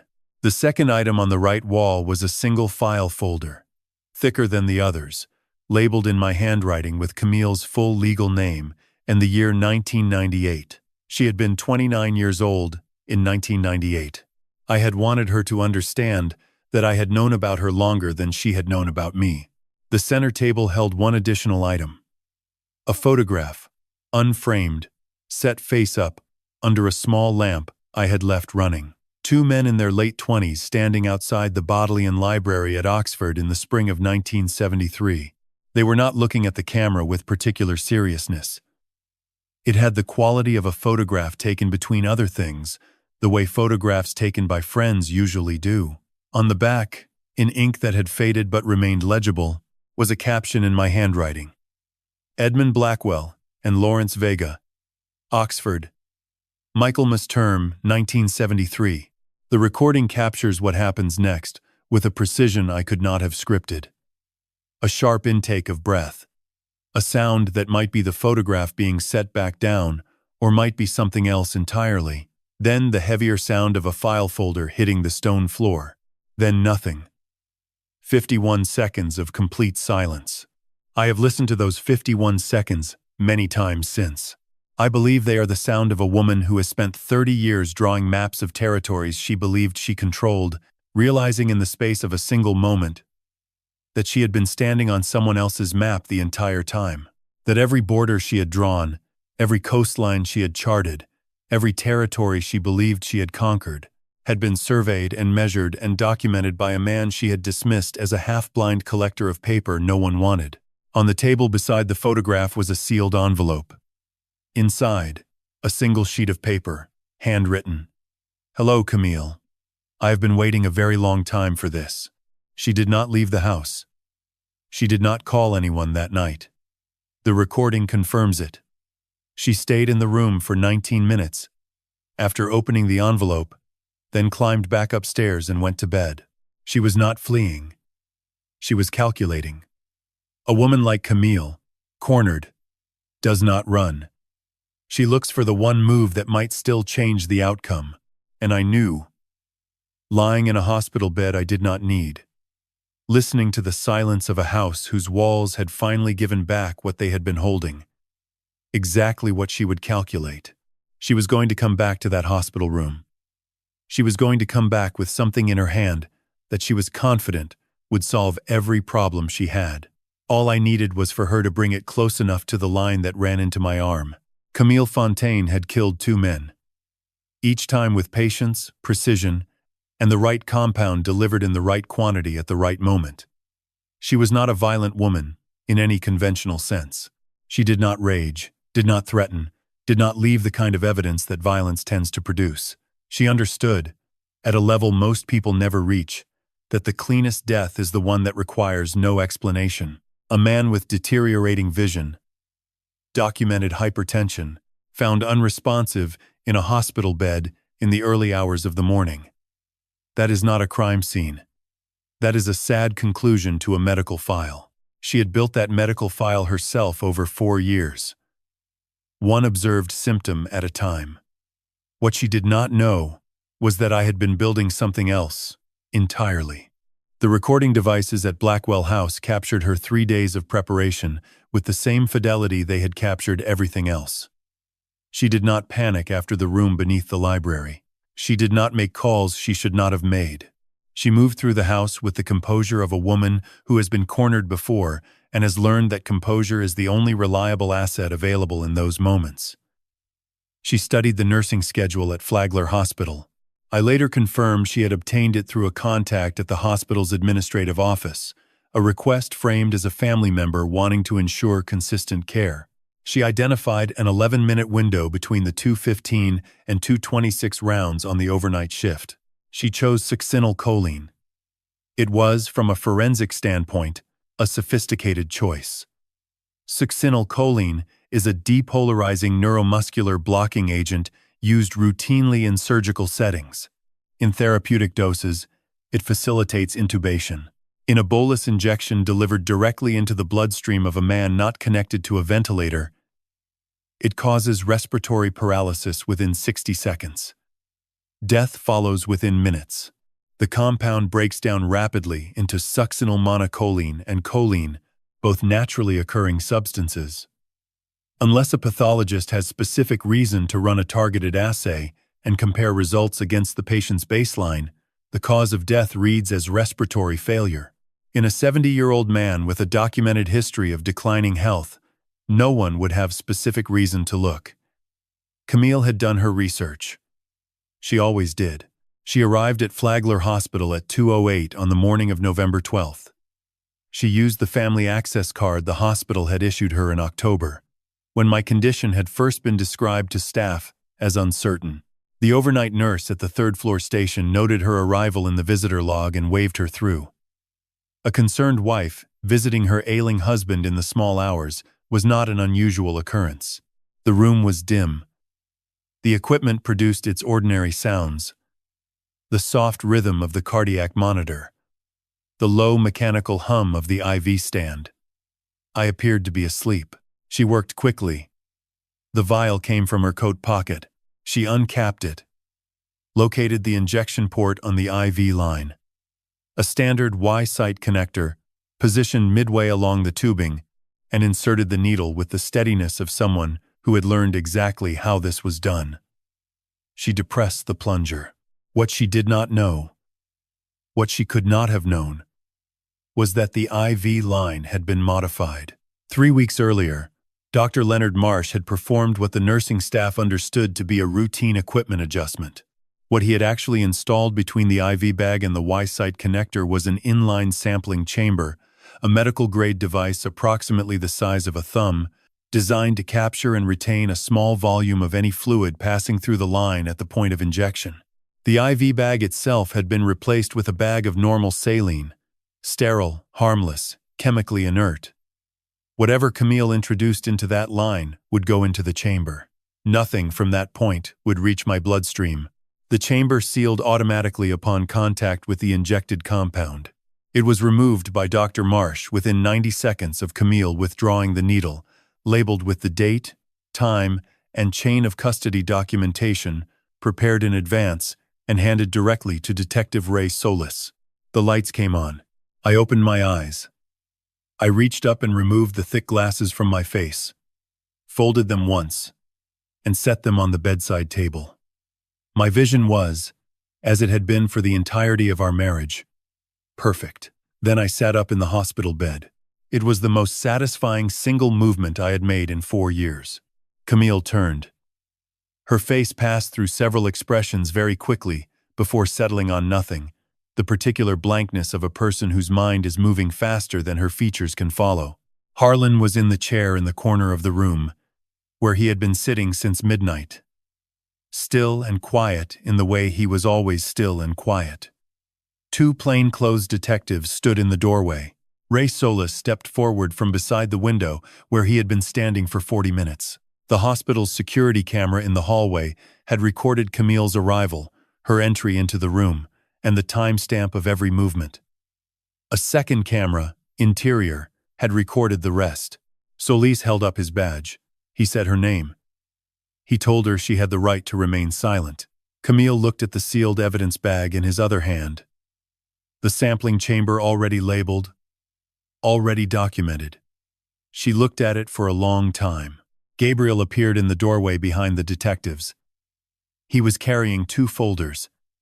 The first contained the relevant provision of my will, a clause specifying that any action taken with intent to cause the testator's death would result in the immediate and total forfeiture of all inheritance rights and the automatic transfer of the estate to the Lawrence Vega Historical Preservation Trust. Effective upon arrest. The second folder contained a petition for prejudgment asset attachment prepared under Florida statute, already signed by a St. Johns County judge who had been available by phone at 1:30 that morning. Camille's accounts would be frozen before she reached the county detention center. I looked at her across the room. I had thought about this moment for 16 years, and I had decided sometime in the past several months that I did not want it to be large. I wanted it to be accurate. "Lawrence Vega sends his regards from inside the map," I said. Camille said nothing.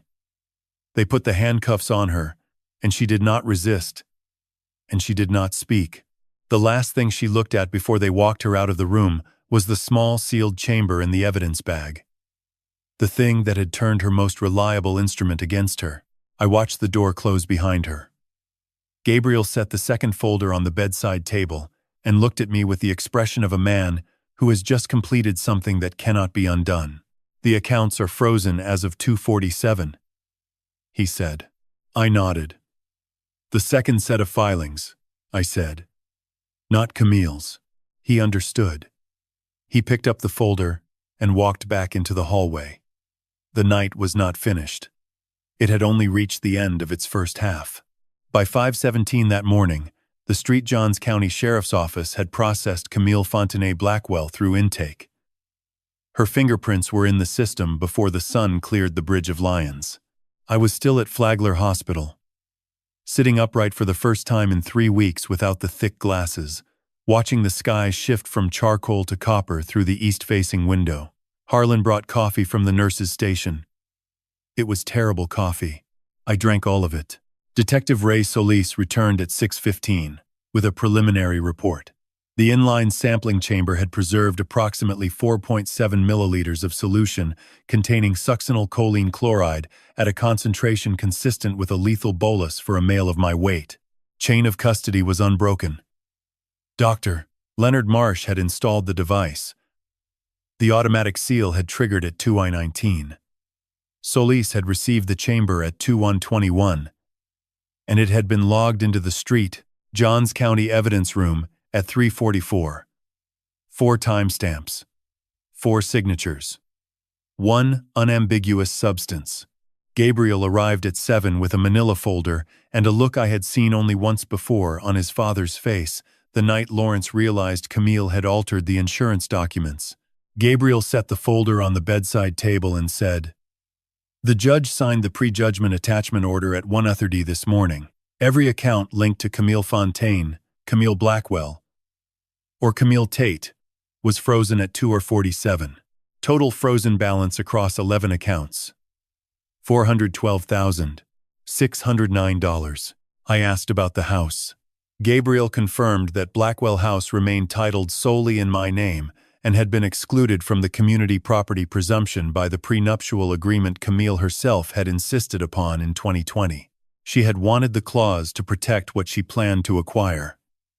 Instead, it protected what she never would. At 8:14, Iris Callahan published the first article. Iris was the investigative journalist from the St. Augustine Record whom Margot had contacted 6 weeks earlier, under a carefully structured information sharing agreement. The article was 1,200 words. It named Camille Fontenay Blackwell, referenced the arrest, described the attempted murder charge, and included 2 verified details that only someone with access to the Natchez and Beaufort files could have provided. By 9 o'clock, the article had been shared 4,000 times. By noon, it had reached 62,000. The second domino fell at 9:30.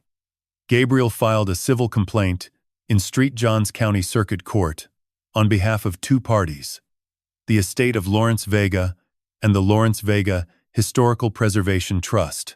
The complaint sought $18.7 million in damages, broken into 3 categories. First, $80.5 million for the wrongful death of Lawrence Vega and the subsequent misappropriation of his estate. Second, $3.22 million for fraud, forgery, and financial manipulation across 3 marriages. Third, $7 million for the attempted murder of Edmund Blackwell and the associated scheme to gain control of the irrevocable trust. The filing was 41 pages.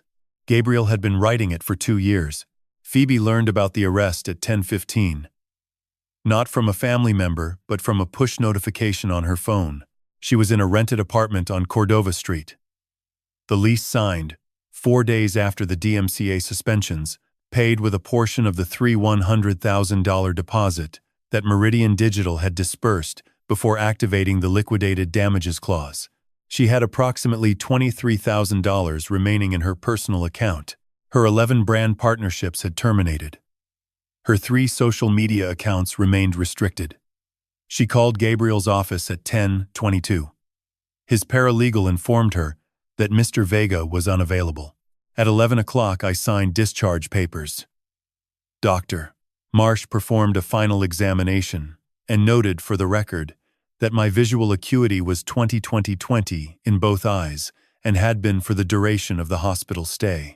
He wrote the notation with the same pen he had used to draft the original diminished vision report in 2020. I asked if that bothered him. He said Lawrence had been his patient too, and that medicine occasionally required strategic patience. Harlan drove me home along Avenida Menendez.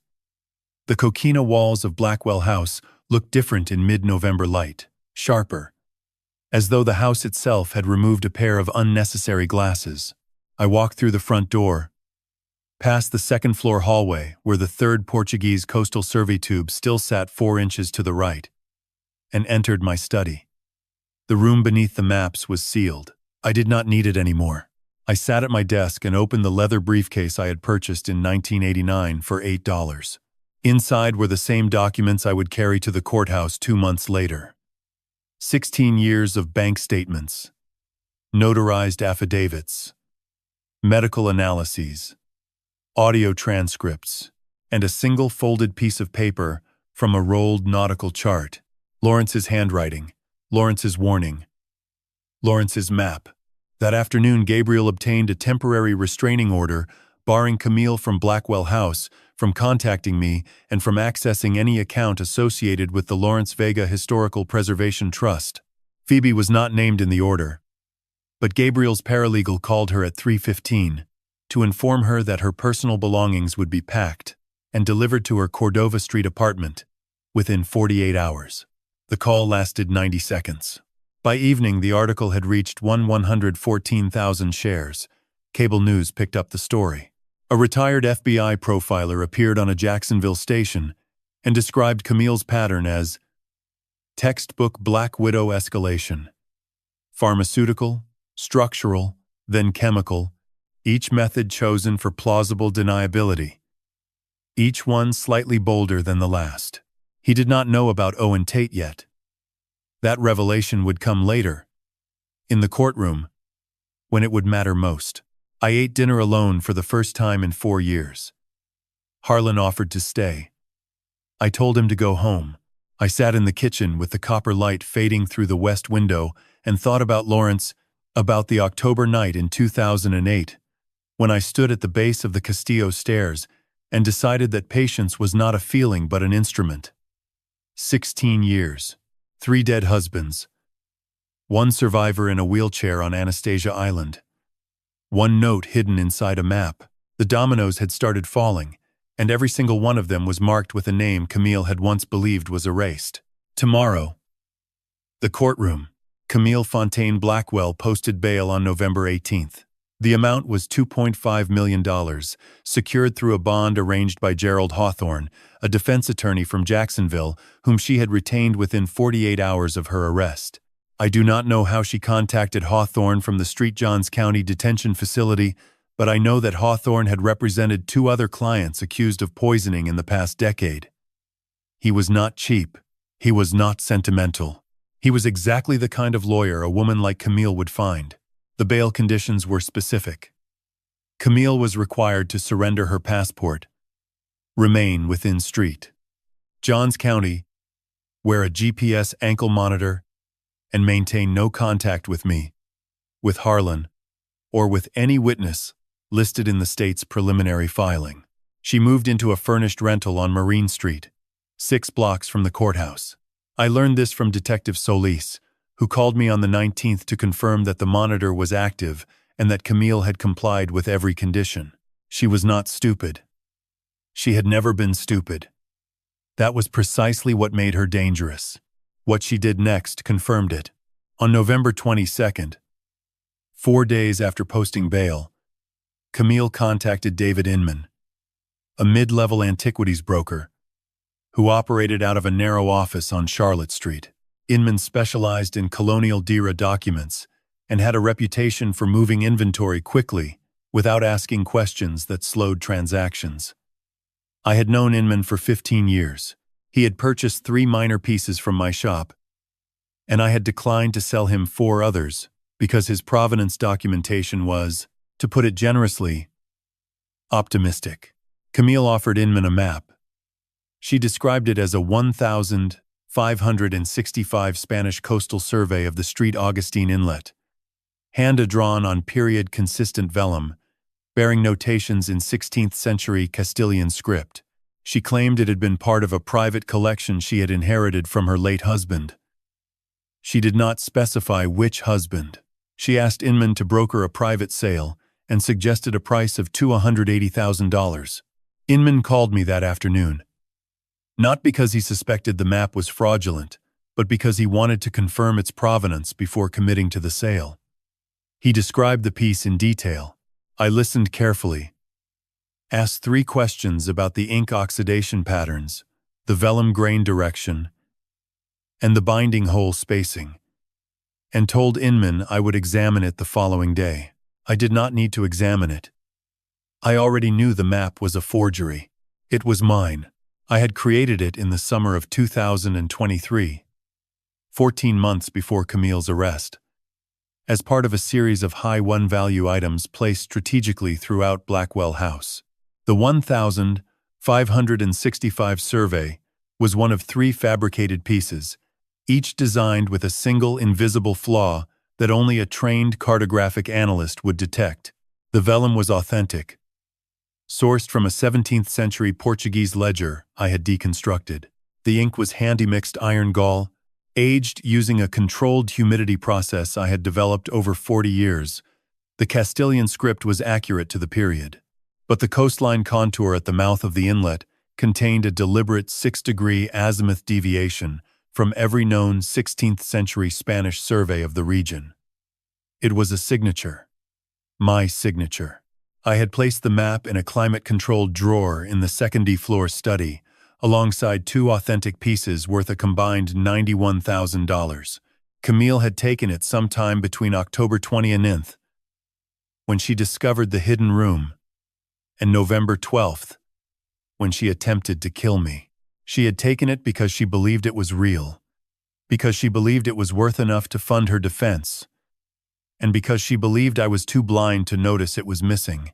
I examined the map at Inman's office on November 23rd. I confirmed to Inman, in writing, that the piece was fraudulent. I provided a 4-page technical analysis identifying the azimuth deviation, 2 anachronistic pigment compounds that I had deliberately introduced, and a fibrodensity inconsistency in the vellum that dated the source material to approximately 1,680, not 1,565. Inman withdrew from the transaction immediately. Gabriel filed a supplemental criminal complaint on November 25th. The charge was attempted fraud, specifically, the knowing sale of a forged antiquity, using misrepresented provenance. The complaint included my technical analysis, Inman's sworn statement, and a photograph of the map in its original position inside the Blackwell House drawer, time-stamped August 2023, taken by one of the 51 recording devices Harlan had installed. Camille was arrested a second time on November 26th at the Marine Street rental. Detective Solis served the warrant at 7:45 in the morning. Her bail was revoked. Hawthorne filed an emergency motion for reinstatement, which Judge Franklin Poole denied at a hearing on November 28th, citing the new charge, the pattern of deception, and what he described as a demonstrated willingness to engage in further criminal conduct while under supervised release. Camille remained in the St. Johns County Detention Facility. Her available cash, after the initial bail payment and Hawthorne's retainer, was approximately $23,000. The frozen accounts held for $112,000, but a court order prohibited access pending resolution of the civil complaint. Hawthorne requested a public defender be assigned for the fraud charge. The request was granted. I returned to Blackwell House that evening and replaced the 2 authentic maps in the second-floor drawer. The empty space where the forged survey had been remained empty. I left it that way. Some gaps in a collection tell a more complete story than the pieces that fill them.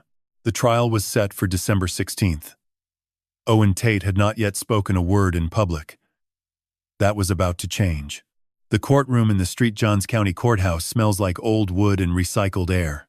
I have spent enough years handling documents in climate-controlled rooms to know that every building has a signature scent, a chemical fingerprint that tells you what has been stored inside its walls and for how long. This courthouse smelled like 70 years of paper testimony and 40 years of industrial carpet cleaner. It smelled like waiting. December 16th, 2024. 9:14 in the morning. I sat in the second row behind the prosecution table, the leather briefcase on my lap. Harlan sat to my left. Gabriel sat at the prosecution table beside ADA Nina Weaver, who had been assigned the case on November 15th and had spent the subsequent 31 days building a prosecution that I had spent 16 years preparing for her.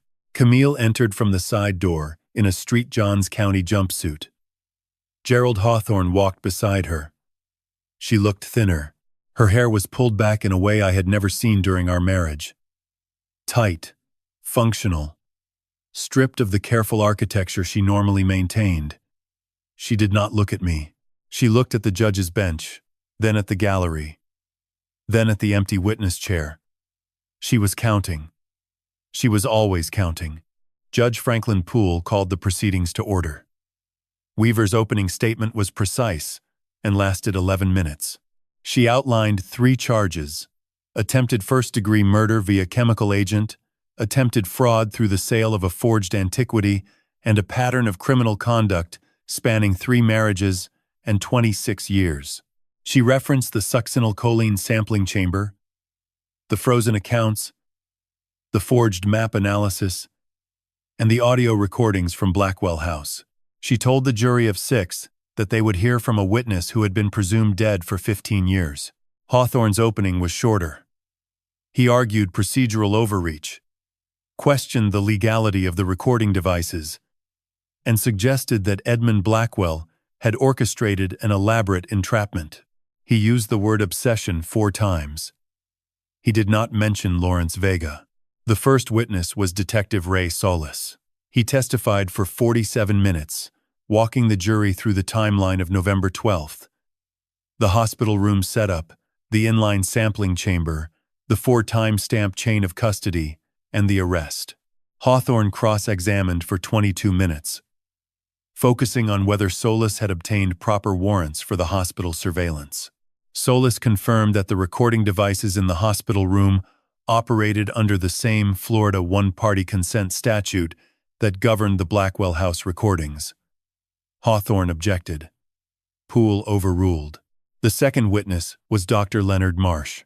He explained the inline sampling chamber in clinical detail, confirmed the succinylcholine concentration, and described the expected physiological outcome had the drug reached my bloodstream: respiratory paralysis within 90 seconds, cardiac arrest within 4 to 6 minutes, death within 8 to 12 minutes in the absence of immediate intubation and ventilatory support. He spoke without emotion. The jury did not. Then Weaver called the name that changed the temperature of the room. Owen Tate. The gallery shifted. Hawthorne looked at Camille. Camille's expression did not change, but her hands, resting on the defense table, pressed flat against the wood until the tendons rose white beneath the skin. She knew the name. She had checked the records in 2009 and found a death certificate from Tallahassee listing a vehicle fire. She had believed it for 15 years. Owen entered through the main doors in a wheelchair pushed by a medical aide. He was 59 years old. His hair was gray and thin. His hands rested in his lap with the particular stillness of a man whose peripheral nerves no longer carried reliable signals. He wore a dark suit that did not quite fit his diminished frame, and he looked directly at Camille as the aide positioned him beside the witness stand. He was sworn in at 10:47. Weaver began with his full name, his date of birth, and his address on Anastasia Island, where he had lived under an assumed name since the fall of 2009. She asked him to describe his marriage to Camille Fontaine in 2001. Owen spoke slowly. His voice carried the careful cadence of a man who had rehearsed nothing but had remembered everything.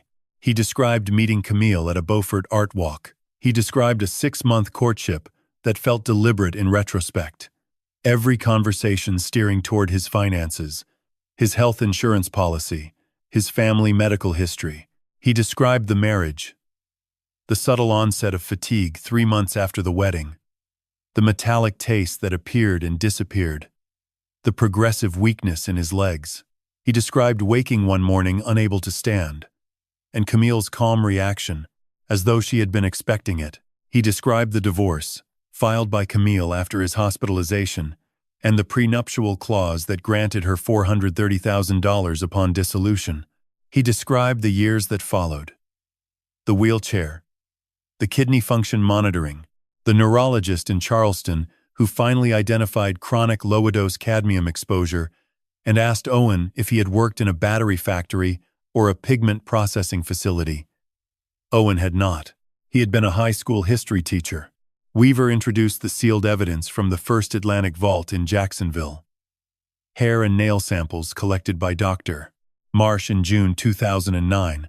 Laboratory analysis confirming cadmium levels consistent with sustained oral exposure over a period of approximately 4 to 6 months. She introduced the fabricated death certificate Edmund had arranged, and Owen confirmed that he had agreed to the deception because Edmund told him that the woman who had poisoned him had killed at least one other man and would kill again if she believed Owen could testify. Owen looked at Camille one final time and said, "I lost the ability to walk because of what she put in my food. I have spent 15 years on an island waiting for this chair, in this room, on this day." Hawthorne declined to cross-examine. The courtroom was silent for 11 seconds. I counted. In my profession, you learn to measure silence the way other people measure sound, by what it contains. Weaver rested the state's case at 12:19. Poole called a recess until 1:30. I remained seated. Harlan asked if I wanted water. I said no.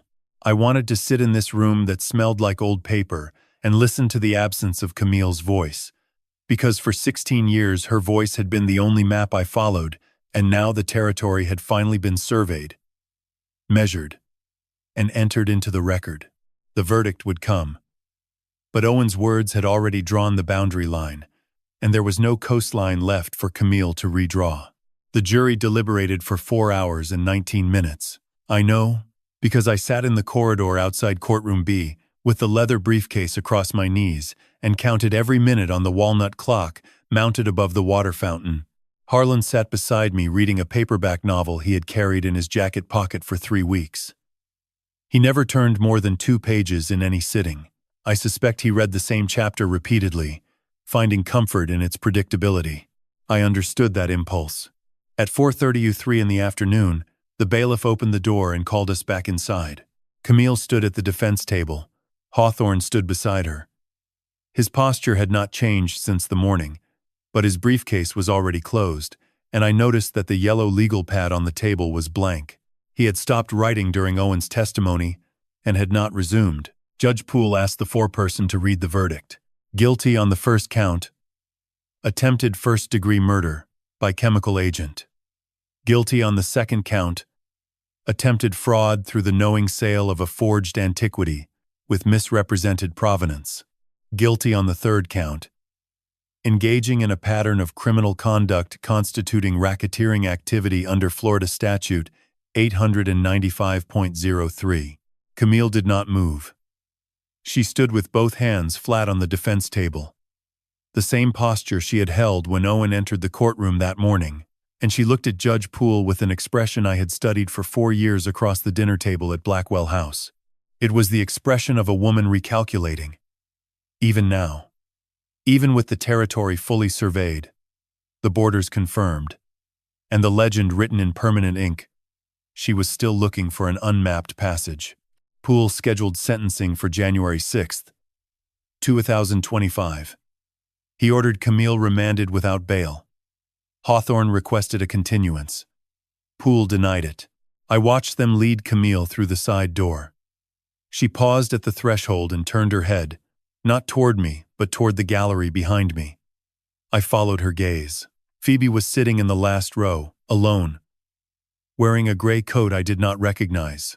She had entered the courtroom sometime during the deliberation. I had not noticed. Camille looked at her daughter for approximately 3 seconds. And then the door closed. Gabriel collected his files. Ada Weaver shook his hand. Detective Solis nodded at me from across the aisle. None of us spoke. There was nothing theatrical about the moment. It was administrative. It was the sound of a drawer closing on a file that had been open for 16 years. That evening I drove to Anastasia Island. Owen was sitting on the screened porch of his cottage, facing the Matanzas River. The tide was low, and the Spartina grass along the bank caught the last copper light the way it does only in December in northeast Florida, when the sun drops fast and the air holds the color for an extra minute before letting it go. Owen had a blanket across his legs. His wheelchair was positioned at the same angle it occupied every evening. He did not ask about the verdict. He already knew. Gabriel had called him at 4:08. I sat beside him and said nothing for several minutes. Owen was the kind of man who understood silence. Not as absence, but as a form of acknowledgement. He had spent 15 years on this island, in this chair, watching the river change direction twice a day and return to the same channel every time. He knew about patience in a way that I, with all my cartographic metaphors and strategic planning, could only approximate. He finally said, "Does it feel the way you thought it would?" I told him the truth. I said it felt like putting a map back in its drawer after carrying it in your pocket for so long that the creases had become part of your own skin. He nodded. He said, "I would like to see Beaufort again. Not to live there. Just to see it." I told him I would arrange it. I drove home along A1A with the windows down. The salt air moved through the car with the weight of something physical, something you could hold if your hands were open. Blackwell House was dark when I arrived except for the porch light Harlan had left on, as he always did, a single warm point against the coquina facade. 3 days later, Phoebe's letter arrived. It was handwritten on plain white stationery. No monogram, no embossed header, no branding of any kind. The envelope was addressed to Edmund Blackwell, Blackwell House, Avenida Menendez, Street, Augustine, Florida. No return address. The postmark was local. The letter contained 12 words. I did not know what she was. "I am sorry. Phoebe." 12 words. No defense. No explanation. No request. I read it twice, then placed it inside the leather briefcase alongside Lawrence's note from the nautical chart. The briefcase now held 16 years of documents, and this single sheet of white paper weighed differently than all of them. I do not know whether Phoebe Fontaine is a good person. I do not know whether her participation in the live stream, the brand deals built on my humiliation, and the 4 years of casual cruelty inside my own house were products of her mother's influence or her own character. Gabriel believes the distinction matters. He called me on December 20th and said he had spoken with Phoebe twice since the verdict, once by phone and once at a coffee shop on Spanish Street. He said she had not asked for money, had not asked for the Meridian contract to be voided, and had not asked for forgiveness. She had asked what her mother had done to Lawrence Vega. Gabriel told her. All of it. The insurance forgery, the altered will, the wine at Castillo de San Marcos, the stairs, the blood alcohol content, designed to suggest an accidental fall. He told her about Owen, about the cadmium, about the pharmacist in Natchez, whose name was Marcus Webb, and who died in 2000 from what was ruled an adverse drug interaction. He told her about Dale Overstreet, the private investigator Lawrence had hired, who was killed in a hit-and-run 3 months after Lawrence's death. Phoebe listened. Gabriel said she did not cry. She asked one question at the end. "How many?" Gabriel said. "At least 3. Possibly 4. I have restored hundreds of maps in my career. Some of them arrive in my shop so damaged that the original territory is unrecognizable. Coastlines erased, borders redrawn by water or fire or simple neglect. The work of restoration is not to invent what was never there, but to remove what was added falsely and let the original lines emerge. I do not know if Phoebe Fontaine can be restored, but I know that her letter, those 12 words on plain white paper, was the first honest line she had drawn in the 4 years I had known her. Whether the rest of the map follows is not my territory to survey. On the morning of January 6, 2025, Judge Franklin Poole sentenced Camille Fontaine Blackwell to 35 years in the Florida Department of Corrections, 25 years for the attempted first-degree murder of Edmund Blackwell, 5 years for attempted fraud, 5 years for racketeering. The sentences would run consecutively.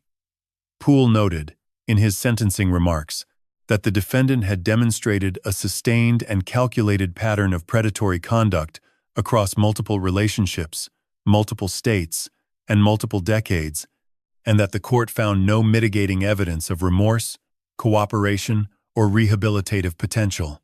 Camille stood when the sentence was read. She did not speak. Hawthorne placed one hand on her shoulder, and she moved away from it, a small lateral step, barely perceptible, the kind of movement a person makes when they have decided that the last remaining ally in the room is no longer useful. I recognized it. I had watched her make that same movement away from Lawrence at a dinner party in 2007. 2 months before she altered his insurance documents. It was the gesture of a woman who had already begun to leave. They led her out through the side door for the last time. She did not look at the gallery. Phoebe was not present. I remained in the courtroom for several minutes after it emptied. Gabriel sat beside me, his files stacked in a single neat column on the prosecution table. He was 31 years old. He had been 12 when his father died on the stairs of the Castillo. He had been 14 when I told him the truth about Camille. 18 when I offered to fund his education. 22 when he graduated from Yale Law, and 29 when he filed the civil complaint that would recover $18.27 million for his father's estate and the preservation trust that bore his father's name. I looked at him and saw Lawrence. Not in the jaw or the coloring, but in the stillness, the way Gabriel occupied a room without needing to rearrange it. Lawrence had been the same. Quiet men who draw accurate maps do not need to announce that the territory has been measured. The measurement speaks for itself. We walked out of the courthouse together into January light. Street.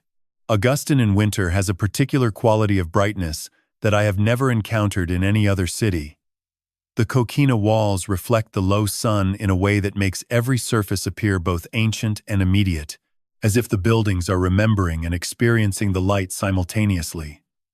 We stood on the steps and said nothing for a moment. Gabriel asked what I intended to do with the civil suit proceeds. I told him that the full recovery would be directed to the Lawrence Vega Historical Preservation Trust, which would fund 3 programs: a graduate fellowship in historical cartography at Flagler College, an annual grant for independent investigative journalism in Northeast Florida, and the permanent maintenance of Lawrence's archive at the St. Augustine Historical Society. Gabriel nodded. He did not argue. He had never wanted the money. He had wanted the record. That afternoon, Margot called from her office in Jacksonville. It was the first time in 10 years that she had used her real name on a phone call with me. She said the Meridian Digital Group accounts had been reconciled and that the entity would be dissolved by the end of the month. She asked if I needed anything else. I told her I needed her to come to Blackwell House for dinner on Saturday. She was quiet for a moment, then said she would. Margot arrived on Saturday evening. She was 43. She had been 27 when she staged her death in 2010, created a new identity, built a digital rights company from a one-room office on Bay Street, and spent 14 years operating as the invisible infrastructure of a plan she believed in, but never fully controlled. She walked through the front door of Blackwell House, carrying a bottle of wine and a manila envelope. The wine was a Sancerre. The envelope contained a photocopy of a newsletter from the Oxford University Cartographic Society, dated spring 1973. In the photograph on the second page, Lawrence and I stood beside a table covered in survey instruments, both of us 20 years old, both of us unaware that the map we were learning to read would take 50 years to complete. I placed the photograph on the mantel in the study, beside the framed 1,803 British Admiralty chart of the Florida coastline that had hung there since I purchased Blackwell House in 1994. Two maps. One drawn by professional surveyors who never saw the territory.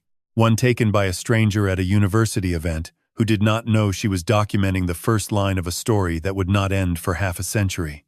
On Sunday morning, I drove to Anastasia Island. Owen was on his porch. The tide was coming in.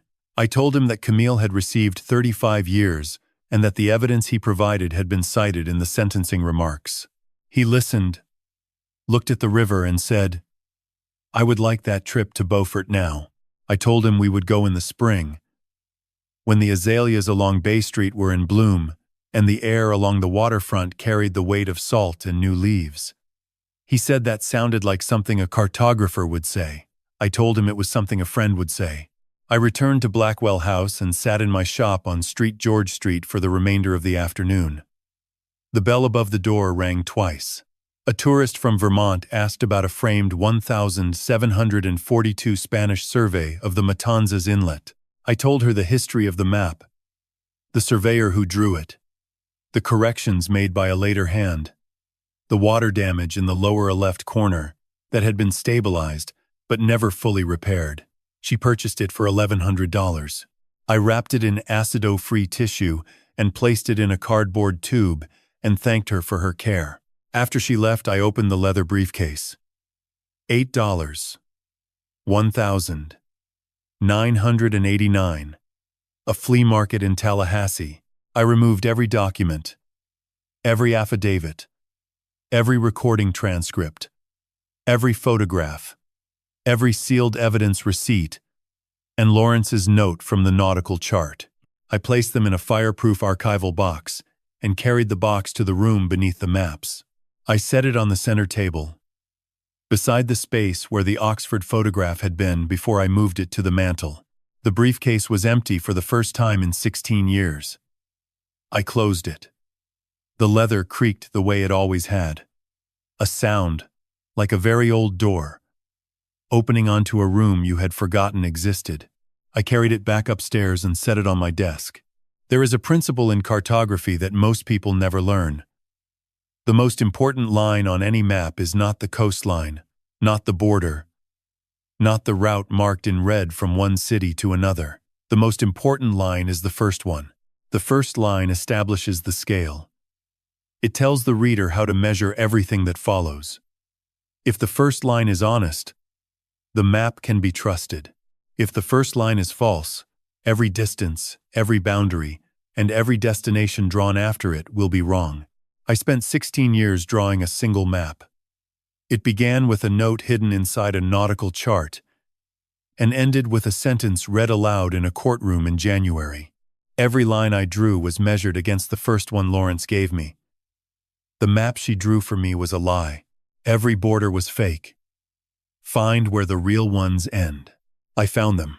The briefcase is empty now. But I am a cartographer. And every empty page is simply a map that has not yet been started. If this story taught you anything, it is this. Do not spend your life drawing maps of someone else's lies. Draw your own. Start with the first honest line. The rest of the territory will follow. Thank you for walking this road with me. Edmund Blackwell. Street Augustine, Florida, January 2025.